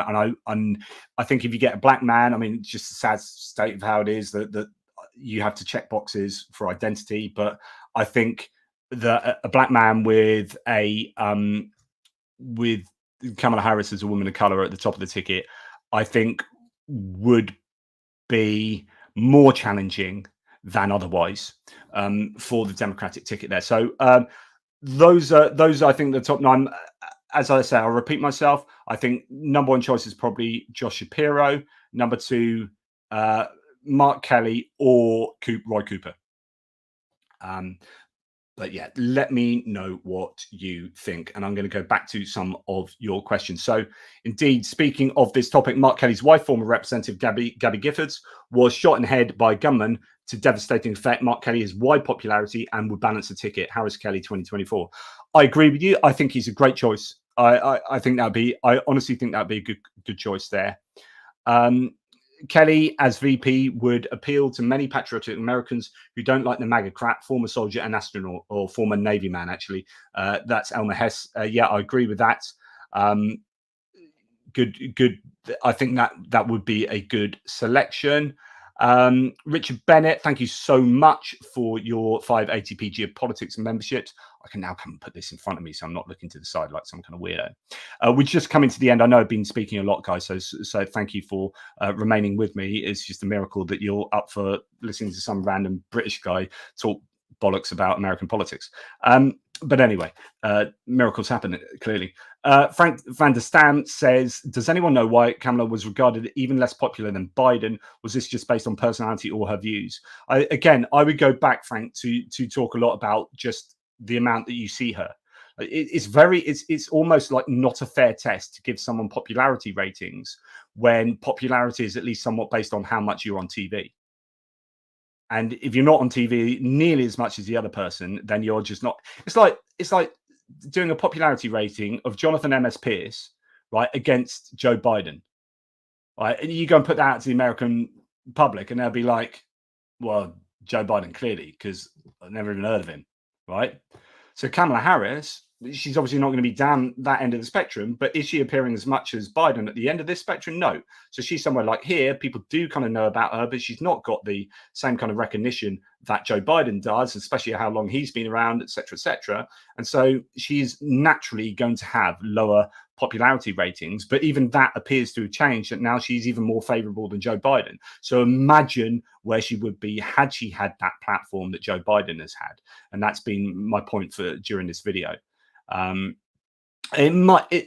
There are other things like I was going to say she has made gas before, but then goodness me, Joe Biden's made gas, and he was actually known for making gas. He's been known for that for years, even during Biden's presidency, right? He was famous for making gas, right? Not Obama's presidency. Mary M has gifted 1 ATP Geopolitics membership. Thank you so much, Mary. Very kind of you. Julian Rossiter, the legend that is. I thought I'd seen the last of Piers Morgan, so we showed a bit of a clip from Piers Morgan earlier. When I moved to the US, alas, I was not that lucky. He's also a gooner. So that is that's a London football term there for someone who supports Arsenal. There you go. So thank you, Julian, who obviously doesn't support Arsenal. I really appreciate the super sticker. Okay, so Cheryl again. Dr. Gerdes is a pretty far-right conservative. Moderates would be easier to shift. This is really true, actually. So as much as I love Prof. Gerdes and we talk and you know, we do live streams together, he is a dyed-in-the-wool conservative, I would say, and I'm sure he wouldn't disagree too much with this. The way you understand people that you hope to move away from voting for Trump as a Democratic strategist, you get 2 points for someone that you nick and votes for you, and you get 1 point for someone that doesn't vote for Trump. And that's the way it goes, right? So say you're in Pennsylvania and you need to beat these guys, so you get like 100,000 votes for Trump, and then you need to get 100,001. Well, for every one that moves to the independent or not voting for Trump but not voting for Biden, you are subtracting from that 100,000. But from everyone that comes from then to you, you're adding it to your pile. And so that's a double whammy. Now, someone like Prof. Gerdes, I would hope, doesn't vote for Trump because Trump would be terrible for Ukraine, and would either spoil the ballot or vote for an independent or whatever, or write a name in, like, you know, Ronald Reagan, which is great. But my position is, if you really don't like these guys, then you have to vote for the other guy. This is a binary choice. So I would be of the mind that you've got to hold your nose. You either vote for this guy or you vote for that guy. Like, if you don't want this guy to win, and so that's why you're not voting for him, because you don't want him to win, the only way he doesn't win is if that guy wins. So, like, just mathematically, my position would be you have to vote for the other guy. But people find it very difficult to do that if they are dyed in the wool, and this goes to what Cheryl is saying, I believe. And Rookie Scott says, I feel sorry for Joe Biden. I mean, by the way, Prof. Gerdes would probably disagree, and we'd have hopefully an interesting debate about that. But, you know, that is my position on that matter. I feel sorry for Joe Biden. He has done a great job as president. Once again, I actually agree with this, by the way. You know, he has got a really good record for policies that he's put in. If you compare his policy achievements to those of Trump basically got a tax cut for the rich, which has made a big black hole in the public finances in the US. And he wants to not only continue that because it runs out, he would continue that, and he would add to it. He would even take it further. That's what he's announced about his administration. So if you are voting for the best interests of middle America, like, that is, Trump is not your man. If you're like a billionaire, like, I wonder why these tech billionaires like Peter Thiel, Elon Musk, etc., David Sachs, like, all of them anti-Ukraine, all of them looking to make money out of a Trump presidency. Like, what was it? Was it who was it the other day said? Oh, there was just a really good quote that was something like, yeah, the only reason these people are voting for Trump is, you know, a rich billionaire is only voting for Trump because Trump will be the best vote for a rich billionaire, you know, or whatever it is. So it's just, they will make money out of Trump being in power, and Trump will deregulate their sectors. I mean, this is definitely the case with Elon Musk. This is what we're under the impression that his sectors will be deregulated, and you'd have SEC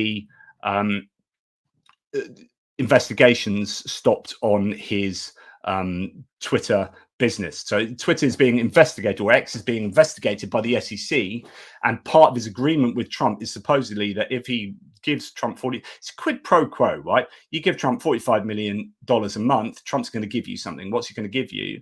He's going to give you a deregulation of your sectors and stop the SEC investigation into you. There you go. But yeah, Joe Biden has achieved CHIPS Act, Inflation Reduction Act, Infrastructure Act. You've got insulin and drug costs, $35 a month for old people for insulin, etc., etc. There are loads of successes. Like, so in terms of environmental policy, like the most effective biggest environmental policy as part of the Inflation Reduction Act, wasn't it? I think that has ever been made in the history of American politics, right? So he's achieved a load of stuff. But if you are sitting on the right and you only listen to Fox News, you're never told about that. So you're never told about the successes that actually end up affecting middle Americans more. There should be part of their campaign should be celebrating what they have achieved, but you can't just rest on your laurels. You have to campaign on like, yeah, we've achieved this, but we haven't finished yet, and we need to go from there to there. So it's, yeah, we've done well, but you can't just sit around going, look how well we've done. You've always got to be talking about how much better you're going to make it still.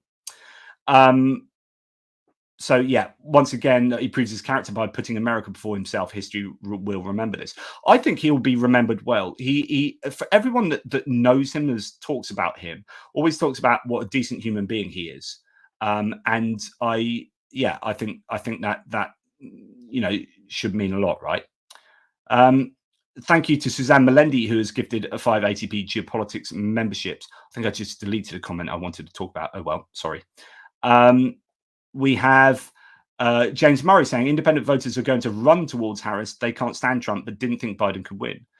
I hope this is true. I mean, some people say that she's still not favorable enough, but I said this yesterday in my live. People forget how. So when you're sitting, particularly if you're sitting on the right and you're in that ecosystem of Trumpian ecosystem, you forget you don't realize how unpopular Trump is because you like Trump. But like I keep saying, it's not about you. It's about them in the middle. Like, and even me sitting on the left, like, okay, I'm not going to vote for him, but like, I don't like him. I don't like him. But what do people in the middle think about him? And he is unpopular. He's still deeply unpopular. So he's super popular. People absolutely love him to cult levels over here. But here is where it matters. And if Kamala Harris is more likable after the end of this campaign than that man, and I think that's how it should be, she will get the vote. He is still not widely enough liked. And here, Ronnie, hi Ronnie, did you see the ad Harris had in 2010? Trump versus Harris is pure gold. Yes, it is brilliant. So I probably should find it for you guys. It'd be one of the last things to play out for you. Let's see where I am. I'll try and find this. So let's go to Twitter and we'll look for, sorry, I'm doing this on a fly. Harris Trump ad. It's got to be there. Right. Okay. Yep, here we have it. Right, so here's the ad. This is what you are going to expect to see now. And oops, add to stage. There we go. Let's remove your comments. Thanks for reminding me about this. So this is the sort of ad you're going to expect to see. Hopefully, you'll be able to hear this. Sick of this? Well, think about this. He's a world leader in temper tantrums. She never loses her cool. She prosecuted sex predators. He is one. Grab him by the... She shut down for-profit colleges that swindled Americans. He was a for-profit college. At Trump University, we teach success. Literally. He's owned by the big banks. She's the attorney general who beat the biggest banks in America and forced them to pay homeowners $18 billion. He's tearing us apart. She'll bring us together. This is Trump. And in every possible way, this is the anti-Trump. So if that's what you're looking for in your next president, there's really only one. Kamala. Second. So that, I think, was an insanely good ad. That's from 2019. And that is perfect. You could just run that now. And you would attract, like I said earlier, it's about the anti-Trump vote, but as well, you need to mobilize people to vote for you. So as long as you're offering that positivity as well, and something to vote for, and that's going to be part of your policy agenda, that's going to be reproductive rights, that's going to be etc etc etc, then that's a really good mix, because that ad to me is a kind of goosebumps ad that is just nails. That's exactly what I would want to see. But yeah, let me know what you think. Thanks, Roddy, for reminding me about that. Super sticker from Johnny Christensen. Thanks, my Danish friend. I really appreciate that as ever. So issue with Israel is Israel and US are military, as they are military allies and partners for 40 years. It's lethal to try and undo that. Absolutely, Kim. And I don't deny that at all.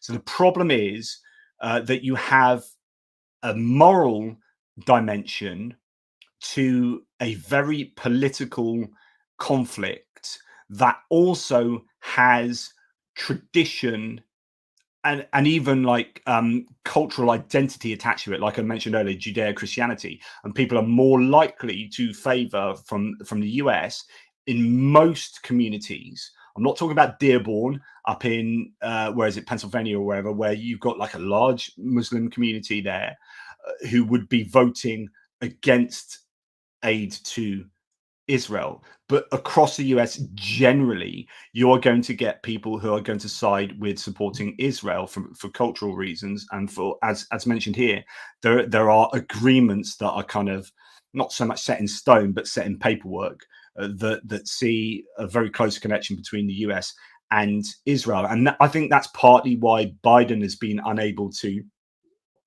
untangle that Gordian knot with regard to this conflict. It's such a big challenge that he's just been, I think, unable to do what he probably would want privately to do, because there's no love lost between Biden. And in fact, many Democratic lawmakers and Bibi Netanyahu, who is an extremist right-wing leader of Israel, and his like, you know, when you got Smotrich and Ben Gvir and these other people in the Israeli cabinet who are like overtly genocidal in their policies, then you've got some serious issue. But again, I just think it's a Gordian knot that is unable to be solved. I think I wouldn't know how to play that, because I'd have my own sense of morality, but I would know that I wouldn't be able to get anything passed that I wanted to get passed. So it's this dance you've got to do,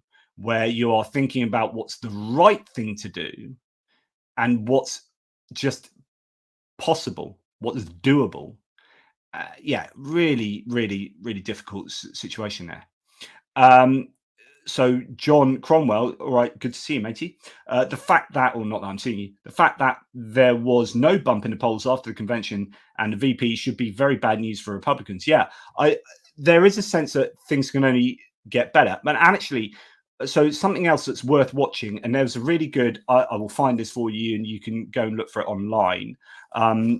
But there is a YouTube video by the Pod Save America.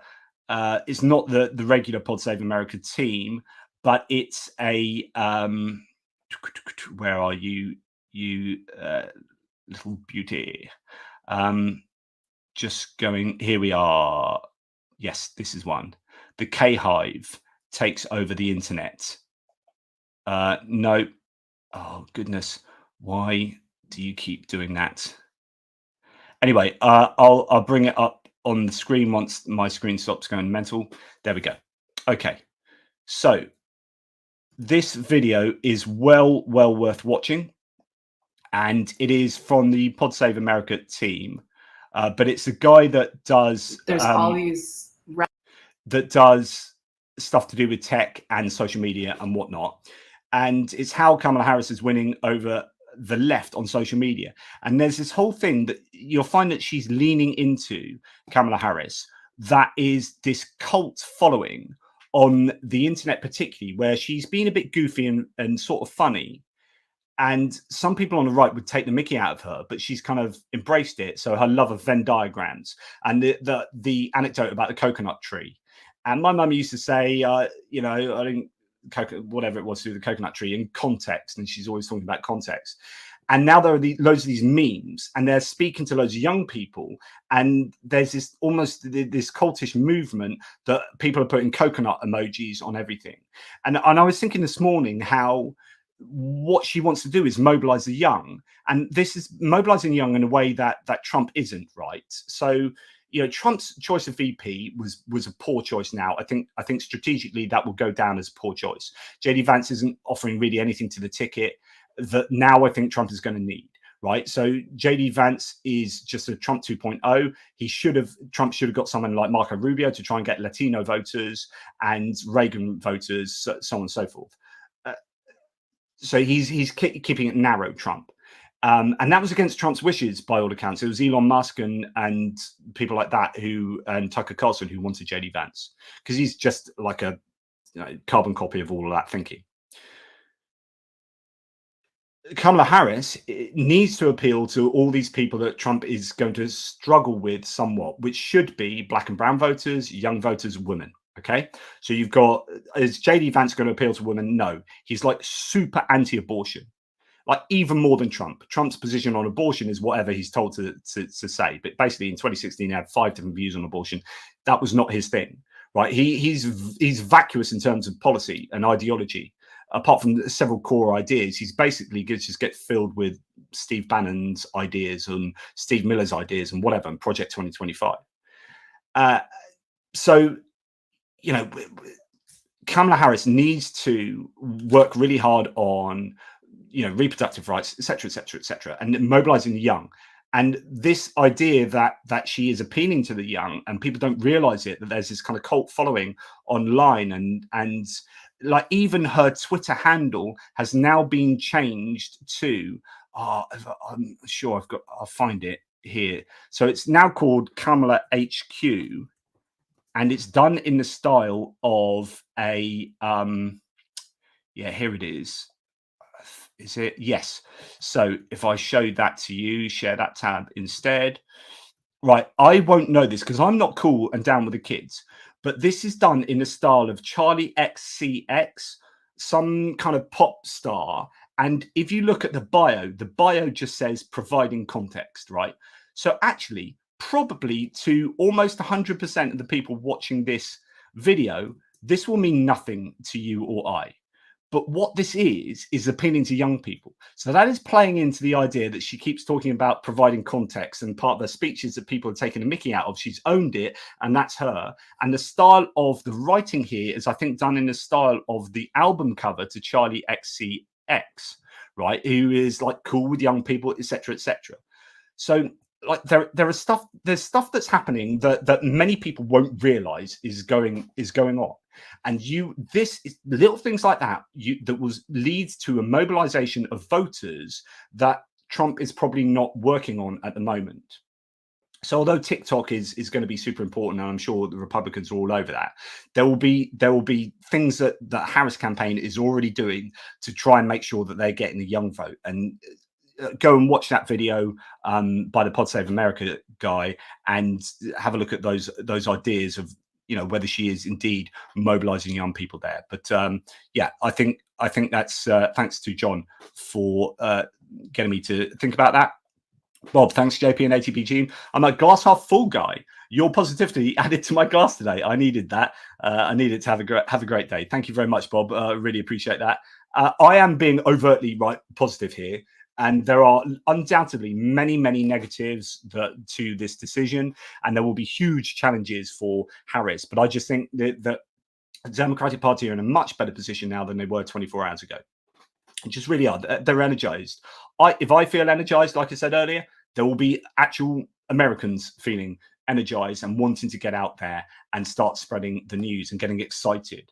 Marcus Luboshka says, Prof. Gerdes is a man of principles like Greg Terry. They are in a hard place because they will never vote for Trump, but have difficulties with Democrats due to their political position. And I absolutely get that. But my position isn't one of like a criticism of Prof. Gerdes at all. Like, I understand that, because if I, for some reason, say, I don't know, Joe Biden was still in it, or let's say Kamala Harris, I was American, Kamala Harris did something egregious. Suddenly it turns out that I just couldn't bring myself to vote for her. how difficult would it be for me to try and vote for Donald Trump? You know, I understand that, but from a purely mathematical point of view, like, it's a binary choice as far as I'm concerned. If you don't want that person in, you've got to vote for the other person. But I also understand that there's an awful lot of personal history and identity that goes along with that. Like, if you've spent 30 years slagging off Democrats or Republicans, and then you get to a point where you might have to vote for one, like, your brain just melts with cognitive dissonance reduction as you're like, I can't do this. So I do get that. And you know, yeah, absolutely. Right, and I probably assume that this is the final comment because you guys need to go elsewhere. Right, Archon Megos Augustus says, and thank you very much for your Swiss love. I'm just reeling after watching your video about the violence that Trump supporters display against journalists. Do you think Harris can win debates? So I presume you're talking about that video where you had Emily Maitlis and the Times radio reporter talking to Marjorie Taylor Greene. I don't know, it's violence against journalists, but yeah, there are yeah. Anyway, do you think Harris can win debates? This is important question. So one of the weaknesses I said earlier is that she's not very good in teleprompter delivery. She's prosecutorial, and I think when she gets to question other people and put them on the spot, she will be good. So there are two trains of thought. One is that she would be absolutely brilliant against Trump, and she would treat him like a felon and say, right, I'm going to take you to task, and just completely eviscerate him in a debate. And there's another that actually she didn't do. Who did she lose against? Tulsi Gabbard back in the presidential primaries. She dropped out really early, Kamala Harris, even though she gave a really hard time to Biden. She absolutely had Biden over the hot coals, and that's probably why Biden chose her eventually as a running mate, as that she did him in that, and that led to a kind of like, I understand that you're a woman of color, and there was that whole thing about buses, segregation era, wasn't there? All that kind of stuff. And that was a sensible choice for him to make, and it worked.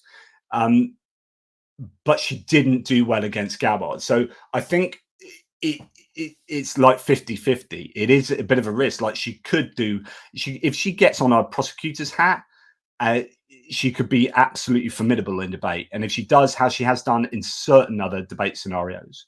But if she does, as she's done in other debate scenarios where she's had a bit of a tonking, then actually that could be an issue. Prof Gerdes is in the chat. My goodness, Mitch, I probably need to invite Prof Gerdes then. I was going to hang around for a bit. This is where he gets to defend himself, where I've just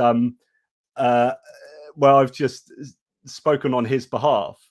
I've just sent him that on Messenger. So Prof Gerdes, if you're watching, welcome. I've already been talking for 2 hours though.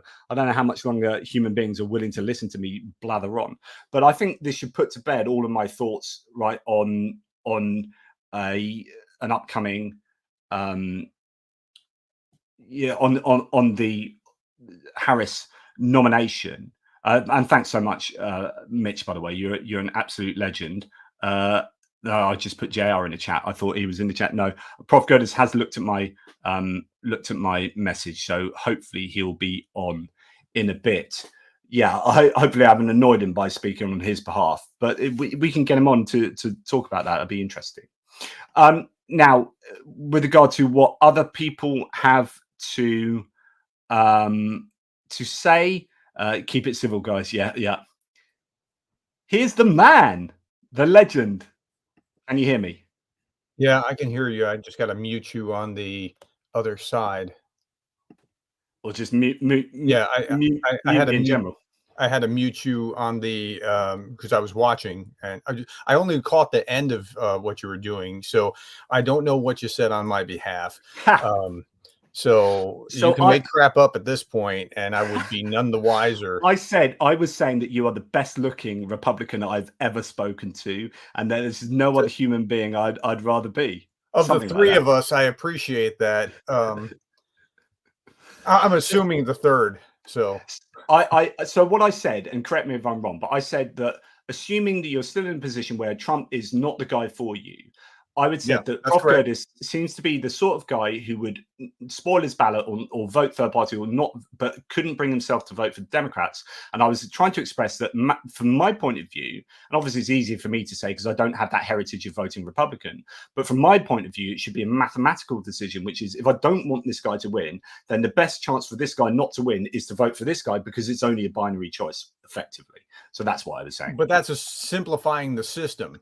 Like 300, my state will go for Trump by 300,000, regardless of what I do. It does. I mean, we're talking about within the system that we are. Yeah. And Yeah. so if you're talking theoretically, perhaps you're right. But if we're talking about how the actual dynamics actually work, it doesn't matter. It matters in 6 states. If you're in Pennsylvania, Wisconsin, Arizona, Nevada, like if you're in those states, it really comes down to that kind of calculation. Yeah. So if you were living in Pennsylvania, for example, things would be different, right? But yeah, you're not. if you're so now you have a really hard choice that you have to make if you have my position. Yeah. And I did know that because you told me that last time, and I forgot it. Yeah. So let me speak to. I'm not as well equipped to speak to what we're talking about right now as I was when we were talking about Trump before, because I can tell you how Republicans think about Trump. I can tell you how Republicans think about Democrats, but that's not the same as how Democrats think about Democrats. You were just talking about how you think that Kamala is going to eviscerate Trump. I can tell you no Republican is thinking that that's going to happen. I would qualify that by saying she could on the right day, but she could also bomb against Trump, like in a one-on-one debate. That's why I'm saying it's 50-50. It depends whether she's on a good day. But I understand that you might be right, but I'm telling you that Republicans from their worldview see it differently than Democrats from their worldview, and it's just going to be like Republicans are not. So I'm watching Twitter really carefully, right? And Republicans, they can't believe that it's going to be Harris. They're beside themselves. Well, not exactly. They did think that they could beat Biden. Biden thought that they could beat Biden, and that's why he ultimately stepped aside finally, right? I mean, it wasn't so. Ari Fleischer, I was just watching this, and Ari Fleischer was talking about this, and he said something really interesting to my mind. Either Biden's too old, or he didn't think he could win. Is that a fair assessment, Jonathan? I think what tipped it were the polls. I think really. Yeah, I think it's that as well. Now, if he's too old, and there's a chorus of people calling for Biden to step aside because we know that there's a problem here. If he's too old, then he's too old probably right now, and Republicans are starting to call for him to resign right now. That's freaking dangerous because you make Harris increase in stature, right? So if they do that, she automatically takes over. That backfires. Now you have a president versus a president. Yeah. Like, okay. So I'm just trying to explain things. I'm not rooting here because I'm really still without anyone to root for. Like Harris. So I have a hard time coming over to Biden because of the policies, but Harris owns all the same policies as Biden. It's part of the same administration. If they wanted to do a Keir Starmer as opposed to what's the guy's name that was destroyed the party before? Rishi Sunak. No. Jeremy Corbyn. Corbyn. If she wanted to do a Starmer versus a Corbyn, then she would pull the middle pretty significantly. Even someone like me could come along and be like, okay, but they're not going to do that. I think they're just going to coronate, and I'm choosing that word intentionally. They're going to coronate her as quickly as they can rather than have opposition. But the opposition actually strengthens the candidate and finds the best candidate in the shakeout. But my gut is that that's not going to happen. Okay, back to Ari Fleischer. Well, so just to say on that point, we discussed this right at the beginning of, I say discuss it, I was talking about this right at the beginning of the video, which is, I think it's likely it'll be a coronation rather than an open convention. But either way, she'll probably win the open convention because but the thing is, she's been endorsed by all the people that would otherwise run against her. She's actually been endorsed by literally every other person that would have been her opposition. So it's an interesting situation as what you would do there. More importantly, you look for the money. The reason that she has the extra advantage is the money, because she now has Biden's money and raised 50 million almost yesterday since, right? 60 million plus. Oh, is it now 60 million? Okay, well, 60 million at 4 o'clock last night, my time, and that was 12 hours ago. So goodness knows what it is now. The report that I saw from the morning was 50, whatever it is. It's a lot. A lot. Yeah. Okay, so either he's too old and he needs to step down, Biden needs to step down now, or he got pushed out, and he's not really a hero for doing the right thing when he got pushed out by power politics, but he'll be written in the history books that way. Yeah. Well, I think it's probably a bit of both. He's been pushed and then realized like he could have stayed on, but like it was. But yeah, as I say, the polls plus being pushed and realizing that he is too old. I mean, I was thinking from a personal point of view, just from a human point of view. I was watching. I said earlier, I was watching Walk last night. And like his walking is so compromised, just in terms of like, it's like me, like I struggle to put one foot in front of the other very well. And like watching him walk, and I was thinking there must be some element of him, like from a human point of view, that will sit down and go, do you know what? Thank goodness I'm not going to be president for 4 more years. Just like honestly, I can't think. That I don't think he was thinking that. I think he really wants it, but unfortunately got pushed out by his own party. Like my party couldn't have pushed him out. I mean, not that way, right? So that's where he is now. It's interesting. So on the left, it seems to be a breath of fresh air, a new wind in your sail. I don't think the right is thinking. I think the right thinks this complicates things, but it's much of the same. So if the narrative is going to be the prosecutor versus the felon, I think it doesn't land on the right. It might land in the middle, and that's really what you got to look at. So I know you missed all my video, but the whole video I've been saying it doesn't matter one jot what the right think. It's irrelevant. So when you have people on the right go, "Oh, Kamala Harris is horrible, or she's this or she's that," and you go, "I think this or that," like not interested. Honestly, it's irrelevant. All that matters is what people in the extended middle think. Yeah, that's correct, and that's it. But there's one caveat to it: the enthusiasm gap. So there was a huge enthusiasm gap, and it's yet to be determined whether that enthusiasm that just went up is going to continue to rise or just rise and fall. It depends on how. So Kamala is not really as tested as Biden. Like Biden's been in the light for a long time. Kamala, she goes to the elementary school or goes visits this or goes to, visit that. But Biden got all the scrutiny that Kamala is about to get. And we'll see yet whether she stands up to the scrutiny. She may not. We don't know yet. Like you were talking about in the primary just before, like as I was listening earlier, and in the primary, she got no better than single digits. She never won a single primary contest anywhere. So we just don't know. And I'm not being mean to her. I'm just saying we just because it's interesting because people who have slagged off Harris for not being ready then back in 2019 or saying this when she shouldn't have said that are the same people that are also endorsing JD Vance often, who 4 years ago, do you know what I mean? There's an interesting, absolutely. There's a really interesting parallel. I know. Like Yeah. But he's the worst choice. I talked about this the other day. Yeah. We doubled down on MAGA. We shouldn't have done that. Yeah, I've discussed that already, but yeah, I 100% agree. You've just gone down the narrow, and I think they'll regret that now. I think someone is saying in the comments just now that there was this overconfidence, and I think that's exactly that. I think thought they had it in the bag.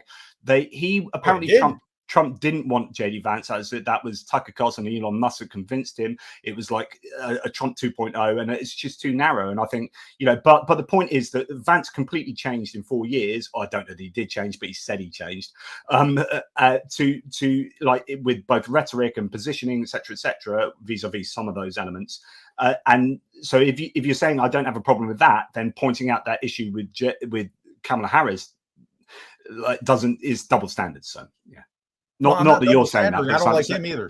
Yeah. No, I'm not saying that you said that, but yeah. So I think Republicans just see it very differently than what liberals on the left see. I mean, they just like they're very excited about this, and they have a reason to be excited because anything from Joe up is probably better, but it's not. They're not going to get as better as they could have been if they went to an open convention and then vetted out whoever could rise to the top. And whoever, like, honestly, I believe that if you put forward a Keir Starmer-like candidate, and what I mean by that is just someone who's more palatable to the middle, who has someone preferably a little less known, because again, she's going to own all of the Biden administration's policies. But I was saying earlier that she can own the good parts and try and distance the parts from the bad parts. No freaking way. She will She's try and part do of that, the same administration. There's no. I know she is, but I think you would be in a position to be able to try and do that. Like you would say, oh, look at what we did. Oh, I wasn't a fan of doing this part, depending on what that was. But then the problem is that the bits that she'll try and distance herself from aren't necessarily going to be the bits that the Republicans will want her to distance themselves from. So it's all kind of like academic. What do you? So here's a question for you: as a Republican anti-Trump supporter of Ukraine, who would you like to see as Dem vice president? I don't think it matters who she puts as who they put as vice president. I think what would matter, what would move the needle would be if you had a open convention, had a different presidential choice. Someone like Kelly from Arizona. Yeah. I think Kelly could win. I think he's liberal enough that he'll keep the left. He's moderate enough that he'll attract lots of the center and parts of the disaffected right. But if he's a vice presidential candidate, it's not enough to move the needle like they need to. I think Kamala is better than Joe, but not enough that it's going to move the needle. But I'm seeing through my Republican prism, so I could be totally wrong. I'm just telling you, this is where the right sees. And again, I know enough to know that I don't see clearly or don't see reality. So I'm going to be watching the polls really carefully over the next few weeks to see if it's actually moving for Kamala.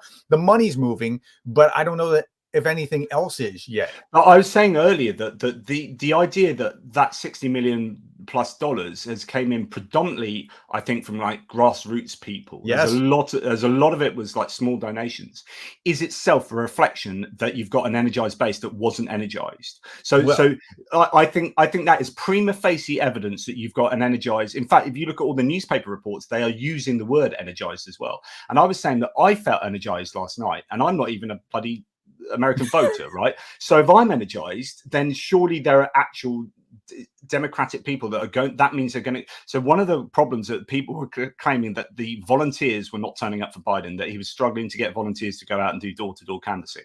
Now, if you've got suddenly people who are willing to put money, their own money into this, then that would. Extrapolating that, I think you've got people who are now willing to go and volunteer. So I think you will have a grassroots movement that I think is going to be significant. Do you think it's a good idea to coalesce just behind Kamala rather than go to an open convention and try to find the best guy? I think there are arguments both ways, because it gives you another month now to sort things out if you coronate now. And that's really important. Rather than go to an open convention where it could be chaotic. But I think she would come out best in an open convention anyway. I've never seen this work well. I saw Bob Dole was the guy, well, it's his turn, and he lost to Clinton. I saw Hillary, it's her turn, right? She's the person next to, she deserves to be the next. It never works out well. Trump now, again. Well, you know, let him try it again. It's not a good idea. Find the best guy or lady. It doesn't matter. That's not the point. I think the identity politics will energize the left a little bit. I think it'll fall flat. It certainly will fall flat on the right, but probably fall more flat in the middle. And if she amplifies that, I think it'll turn off the middle. And I don't think she can help herself. This is me as a Republican talking, right? I don't think she can help herself but amplify that.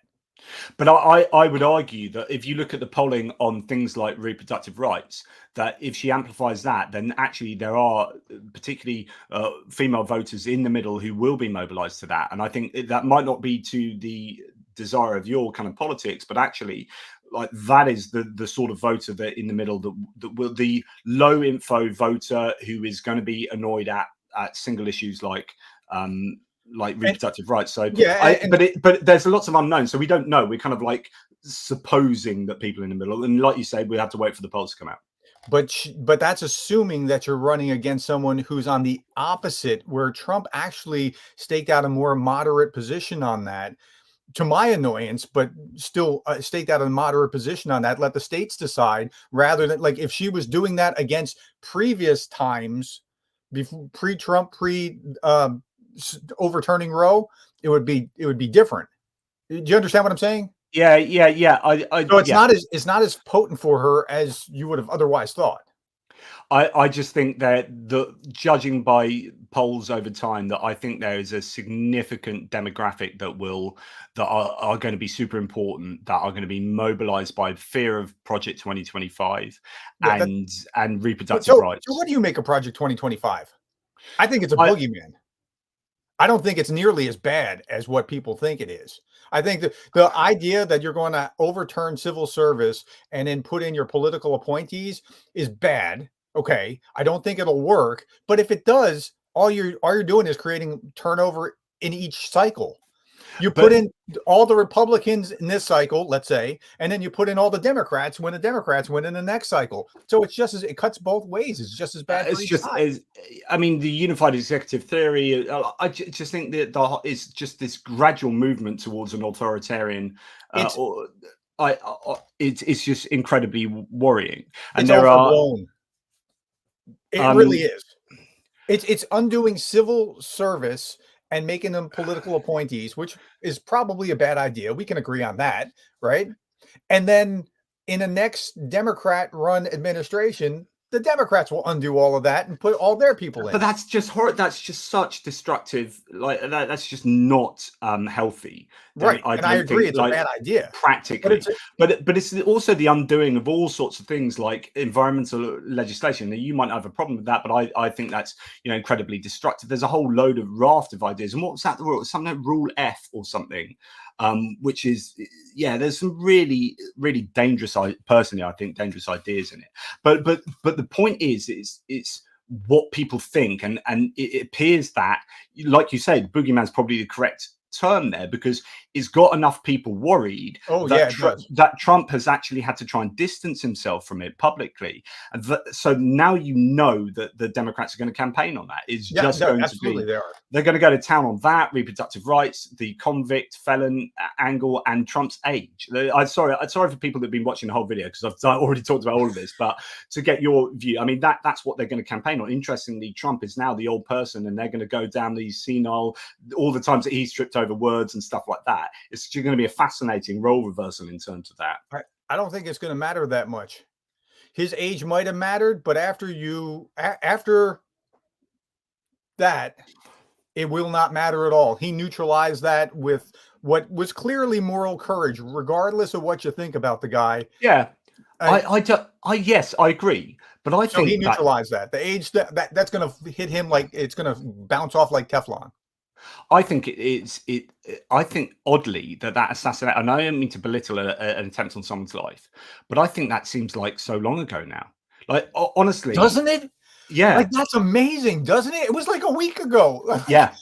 I honestly, like, the news cycle has now put that to bed. Whereas, like, at the time, everyone was like dooming and glooming about Biden's chances, and probably correctly so. But I think the world's moved on. I honestly think, and I'm not saying that's a good thing. I'm not saying that's respectful or whatever. But in reality, people are not talking about the assassination attempt anymore, and that's probably to the detriment of Trump's kind of campaign. I think you would have liked that to have been a big thing still. Yeah, I mean, it's interesting. At the very end of the campaign, it was like, how do we keep Trump from being Trump and just keep him, like, let Biden's administration campaign just kind of explode? Like, how do you keep him out of the spotlight now, because it's just so bad for Biden at that point? That's what news commentators on Fox and other Republican conservative kind of stuff that I also watch were saying. And then Biden kind of upended that by dropping out. That what they wanted is that to be just perpetuated on and on till the vote. And of course, the dilemma for the Republicans is the better they did to show that Biden was crap, right, the more likely it was that Biden pulls out. So they're kind of like a victim of their own success.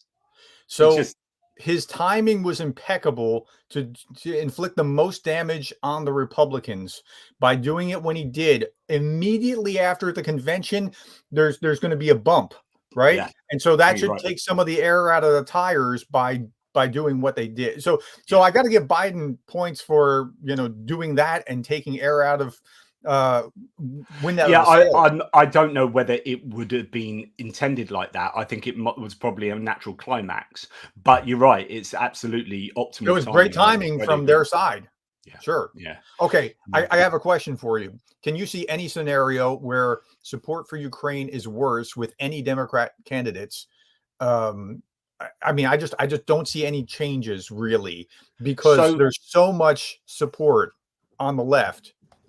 Yeah, well, so Cheryl Watley here says we don't really know where Harris stands on Ukraine. Actually, we kind of do. Like, she turned up to the peace summit as a representative of the US. She is at least going to remain like with the Biden approach, right? However, there are some people saying, there's someone pointed out yesterday who her likely pick is for a national security advisor type person, and it's someone way stronger than Jake Sullivan. So there is a very real chance that you would get rid of the anti-escalation stance, and it could be a stronger.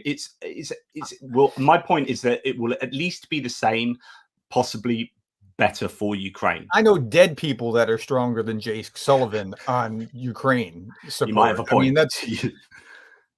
Yeah, I forget his name. I would have to go and research it, but it's worth looking at. And someone was saying that actually the chances are looking probably better for Ukraine, but there's a lot of ifs and buts, and there's a lot of time between. And again, you'd have to have her. Yeah, I just don't see anything going worse for Ukraine support from the left. And again, I've maintained this before. I think Trump is worse for Ukraine from everything I can tell, but he's got this weird wild card kind of thing where who knows what could happen if he got the right people around him or decided that it would. But that's the problem. The problem is it depends on the people around him saying you could be a hero if you won for Ukraine.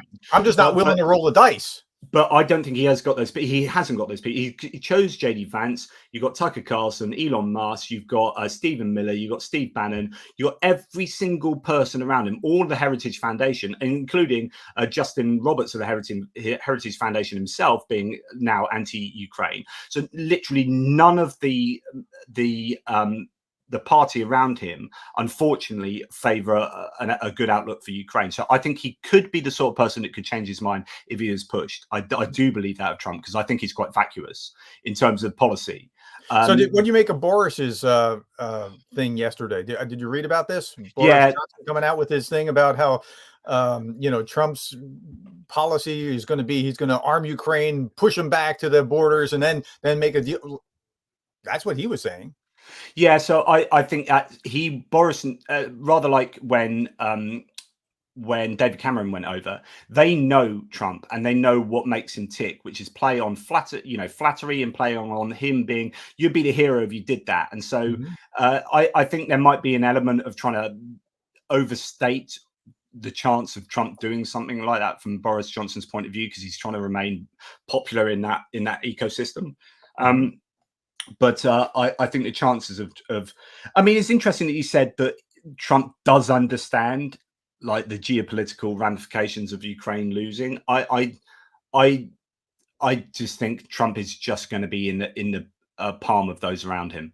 And I don't think that Trump. No, this is me as a Republican through my worldview, and I qualify that. I don't think Trump is in Putin's pocket like the left seems to believe. In like he's just going to do Putin's bidding. I think Trump works for Trump. I mean, and Trump's ego, he's beholden to his ego. And if he thought that would make him look weak or look bad or whatever, he would never go to it. But if he thinks it makes him look great, he'll go to it. I mean, that's just my read. I think you're right, and I think that the problem is he really also admires strong men. So the problem, like, it goes back to Helsinki 2018, where I think that's a very worst point of American foreign diplomacy that I've ever seen, where in that Helsinki presser, he came out and he chose to support Putin and believed Putin over his own intelligence services, which if I was working for the CIA, at that point, I'd be like, what am I working for? That's my head honcho that I'm doing all this for is rubbishing me in favor of the dictator that we're fighting against. So like, I think that was terrible. And so for me, the biggest challenge for supporting Trump in terms of Ukraine is that he has a predilection for strongmen dictators such as Viktor Orban, who he's having a love affair with, Kim Jong-un, who he's sending love letters to, Xi Jinping and Vladimir Putin and Jair Bolsonaro. So all of these people are who Trump's, and he did it the other day in a rally in Michigan where he was like, where he's saying all the wrong things. I saw this hilarious meme on Twitter, and it had Xi on the phone and it had Putin on the phone, and you can't tell who's asking who which, but they're saying, what does it mean, drop out? So I just thought that was great. I mean, like, this doesn't compute to that kind of mindset, right? Yeah. Of course, yeah. Which is, there's no such. We don't like. I've rigged it, so I will be here till I am dead. Okay, hey, let me go back to one last point that you just made about because then I better shoot and see my kids. Believe Putin over his own FBI. Okay, that's kind of dopey, but let's concede a particular point. I think you can. Multiple things can be happening simultaneously. So the Russians could be behind the scenes doing things, trying to promote Trump, although they're also trying to just sow discord wherever they are. My thought, or everything that I understand tells me that Putin was actually surprised when Trump won, and he was sowing discord for Hillary. I could be wrong, but that's an interesting way of processing or thinking about what happened in the 2016 cycle. Right. I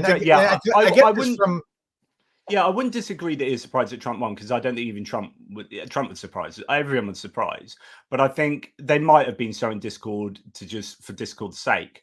But and they were trying to make it hard for Hillary, right? I mean, that's what I'm trying to explain. So So now I think multiple things could be happening simultaneously, and that is the Russians could be doing what they're doing, but yet American Republicans could still be supporting this because they're supporting this independent of, not related to, not even thinking that that's actually going on, or denying that that's going on, going like, no, he's speaking for me because I'm like, right. So those things could be happening simultaneously. So there's you don't need cognitive dissonance to come into play here. You could just be like, no, this is what I believe. I support this thing. I'm a patriot. I'm a this. I'm a, right. And then you look at the Russian interference, and I think this is part of why Republicans so turned off to Ukraine, because it's Russia, and they've been tagged or tarred with this. You're just all in for Russia. No, we're not. We didn't have anything to do with Russia. So that's how they processed 2016, right? So Republicans weren't thinking anything about Russia. Mitt Romney was talking about how Russia is the greatest geopolitical threat in the previous cycle, and Republicans still believe that statistically until just after the election, when the media started pushing this, Trump only came in because Russia put him in narrative. So when that happened, it really switched some things. Yeah, and I think Republicans. That's when you started seeing Russia properly launch huge campaigns of. You'd had it for a few years, but like the Internet Research Agency in St. Petersburg, Prigozhin's troll farm, was really starting to affect, I think, a difference in the political discourse in the US. But like going back to the Helsinki 2018 presser, like what sums up Trump for me is the fact that he is just beholden to people who flatter him. So he was like, but doesn't have any like modicum of critical analysis.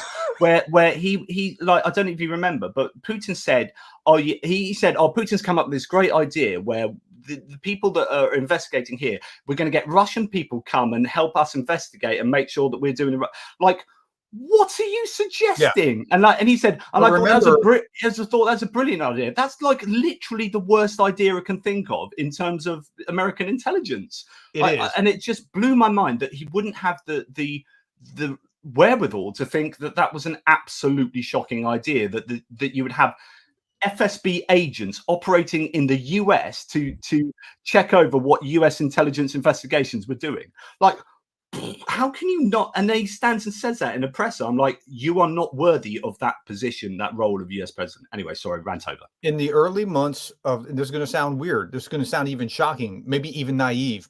In the early months of the Trump presidency, I thought this was all media hype about what Russia was doing. I thought that. I'm a reasonably intelligent guy. But I thought this was like, political attacks from Democrats trying to say, because we lost, because Hillary was clearly supposed to win, it must have been because of Russia. Well, it turns out Russia was doing some nefarious things. We get that. It turns out it doesn't seem like it was enough to make them win. But I'm not saying that, but yeah. But okay, so from some reports, it seems that way. But nonetheless, the average Republican would have heard that and say, more Democratic nonsense.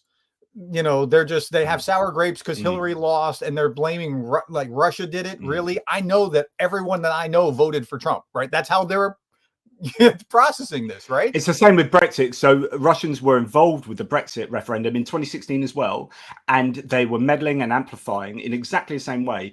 But I'm not arguing that it was enough to have swayed the vote. It was 52-48, so it was a close vote, but it was still like, I don't think it would have changed the vote necessarily. But the fact that we are having our elections interfered with, and there is that shouldn't be. I agree. Yeah, that's a real challenge, and it will only get worse, type thing. But Republicans immediately discounted that because it was like an overblown thing from the left, and so they minimized it, which neither side should be doing either, right? I mean, this is just we react to each other in this weird symbiotic way because we need to hate each other. This is true. I need to hate you. No, I totally get your point. Yeah, I agree. So at any rate, I know that you're way over time, so this is one of my longest ones, but yes, so from my point of view is that I am hopeful for a Democratic win now in a way that I wasn't 2 days ago. So I think this has definitely energized the Democrats, because it has to have done, because they're now throwing loads of money at it and people are shouting about it. People are creating memes already. Stuff is happening all over the internet, which I think is reflective. And I'm feeling that. So there must be Americans feeling that. I think that the Republicans have actually strategically made some mishaps by getting JD Vance in and being overconfident of Biden staying in the race. And they are now going to have to change an awful lot of stuff. And who will likely win, I don't know. But I think it's going to now be a lot closer than it might have otherwise been. So is it more likely? Yes. But how much? I can't tell either. But I think it would be more likely if it was not Kamala. Yeah, I mean, no, not that if it was not Kamala. I mean, yeah, I stand by that. But they at least need to have a shakeout to determine who the best candidate is, rather than just go Kamala. Yeah, and this is, I was saying earlier, this is what Rory Stewart, who's a former politician in the UK, as part of the Rest is Politics US podcast, he was saying exactly this. He was saying that I think Kamala Harris should win, but I think she should take the risk and go for the open convention, and then at least have the Democratic mandate to take on her leadership. So the way it'll actually work is it'll go to convention. There'll be a first ballot. If she wins on that first ballot, she's in. If it doesn't, then it goes to the super delegates, and there's 700 of them, and they start to decide and figure out who it might go to. And so it could become more of an open convention, but behind the scenes, they got to be twisting everybody's arm right now, unimaginably, in order to try to secure this. Oh, it's for the good of the party. It's for the nation. But it's not. If it's for the good of Kamala, but I don't know that that's the best thing that they can put, the best candidate that they can put up against Trump. Yeah, Absolutely. Well, we are going to be watching even more closely the next couple of weeks. We're going to wait till it's going to be a couple of weeks before we get decent polling of Harris versus Trump. People are going to be looking at those initial polls with very, very close they will. Scrutiny. I just think this makes the American election all the more interesting, actually. I think it's like someone's got all the pieces of paper and throwing them up in the air, and then everyone's like, oh, let's see how they land. So yeah, it's going to be interesting, and I'm sure we'll keep in touch and have some talks about how we think it's going over the course. Thanks so much, mate, for popping on to the live. Yeah, absolutely. Thank you. And thank you so much for everyone else who's been with me now for 2 hours and 40 minutes, which is quite insane. This is me just giving stream of consciousness reactions to all of the stimuli I had up. So thanks for sticking with us. Last words to you, Darren. I mean, I said everything I need to say. I can't predict anything more. Like, we couldn't have predicted this. We couldn't have, if 2 weeks ago we had predicted that any of these strings of events would have happened, we would have been like, if we were betting on it, we'd be broke. Well, funny enough, I did predict he would step down by the end of the weekend, and it happened. So okay. I was 2 weeks ago. But yeah, 2 weeks ago. Before the assassination attempt, before the RNC, before Vance, before Biden stepped down, like we couldn't have predicted any of this. It's nuts. Yeah, and again, I'll go back to, my goodness, the assassination attempt. Goodness, that felt like a month ago. But yeah, absolutely, mate. Cool beans. Okay, well, thanks, matey, and thanks to everyone else. Take care of yourselves, and I'll speak to you at some point soon. I have done my military aid video. I will release that later. I'll give you guys a bit of a break. I'll release that later tonight. But in the meantime, toodle pips, and Darren, thanks a lot, matey. Oh, and thanks to JR who fielded the comments. He's a legend, and he's just below. He's not below my desk, but he's just below my screen. Oh, shut up, Pierce. Bye.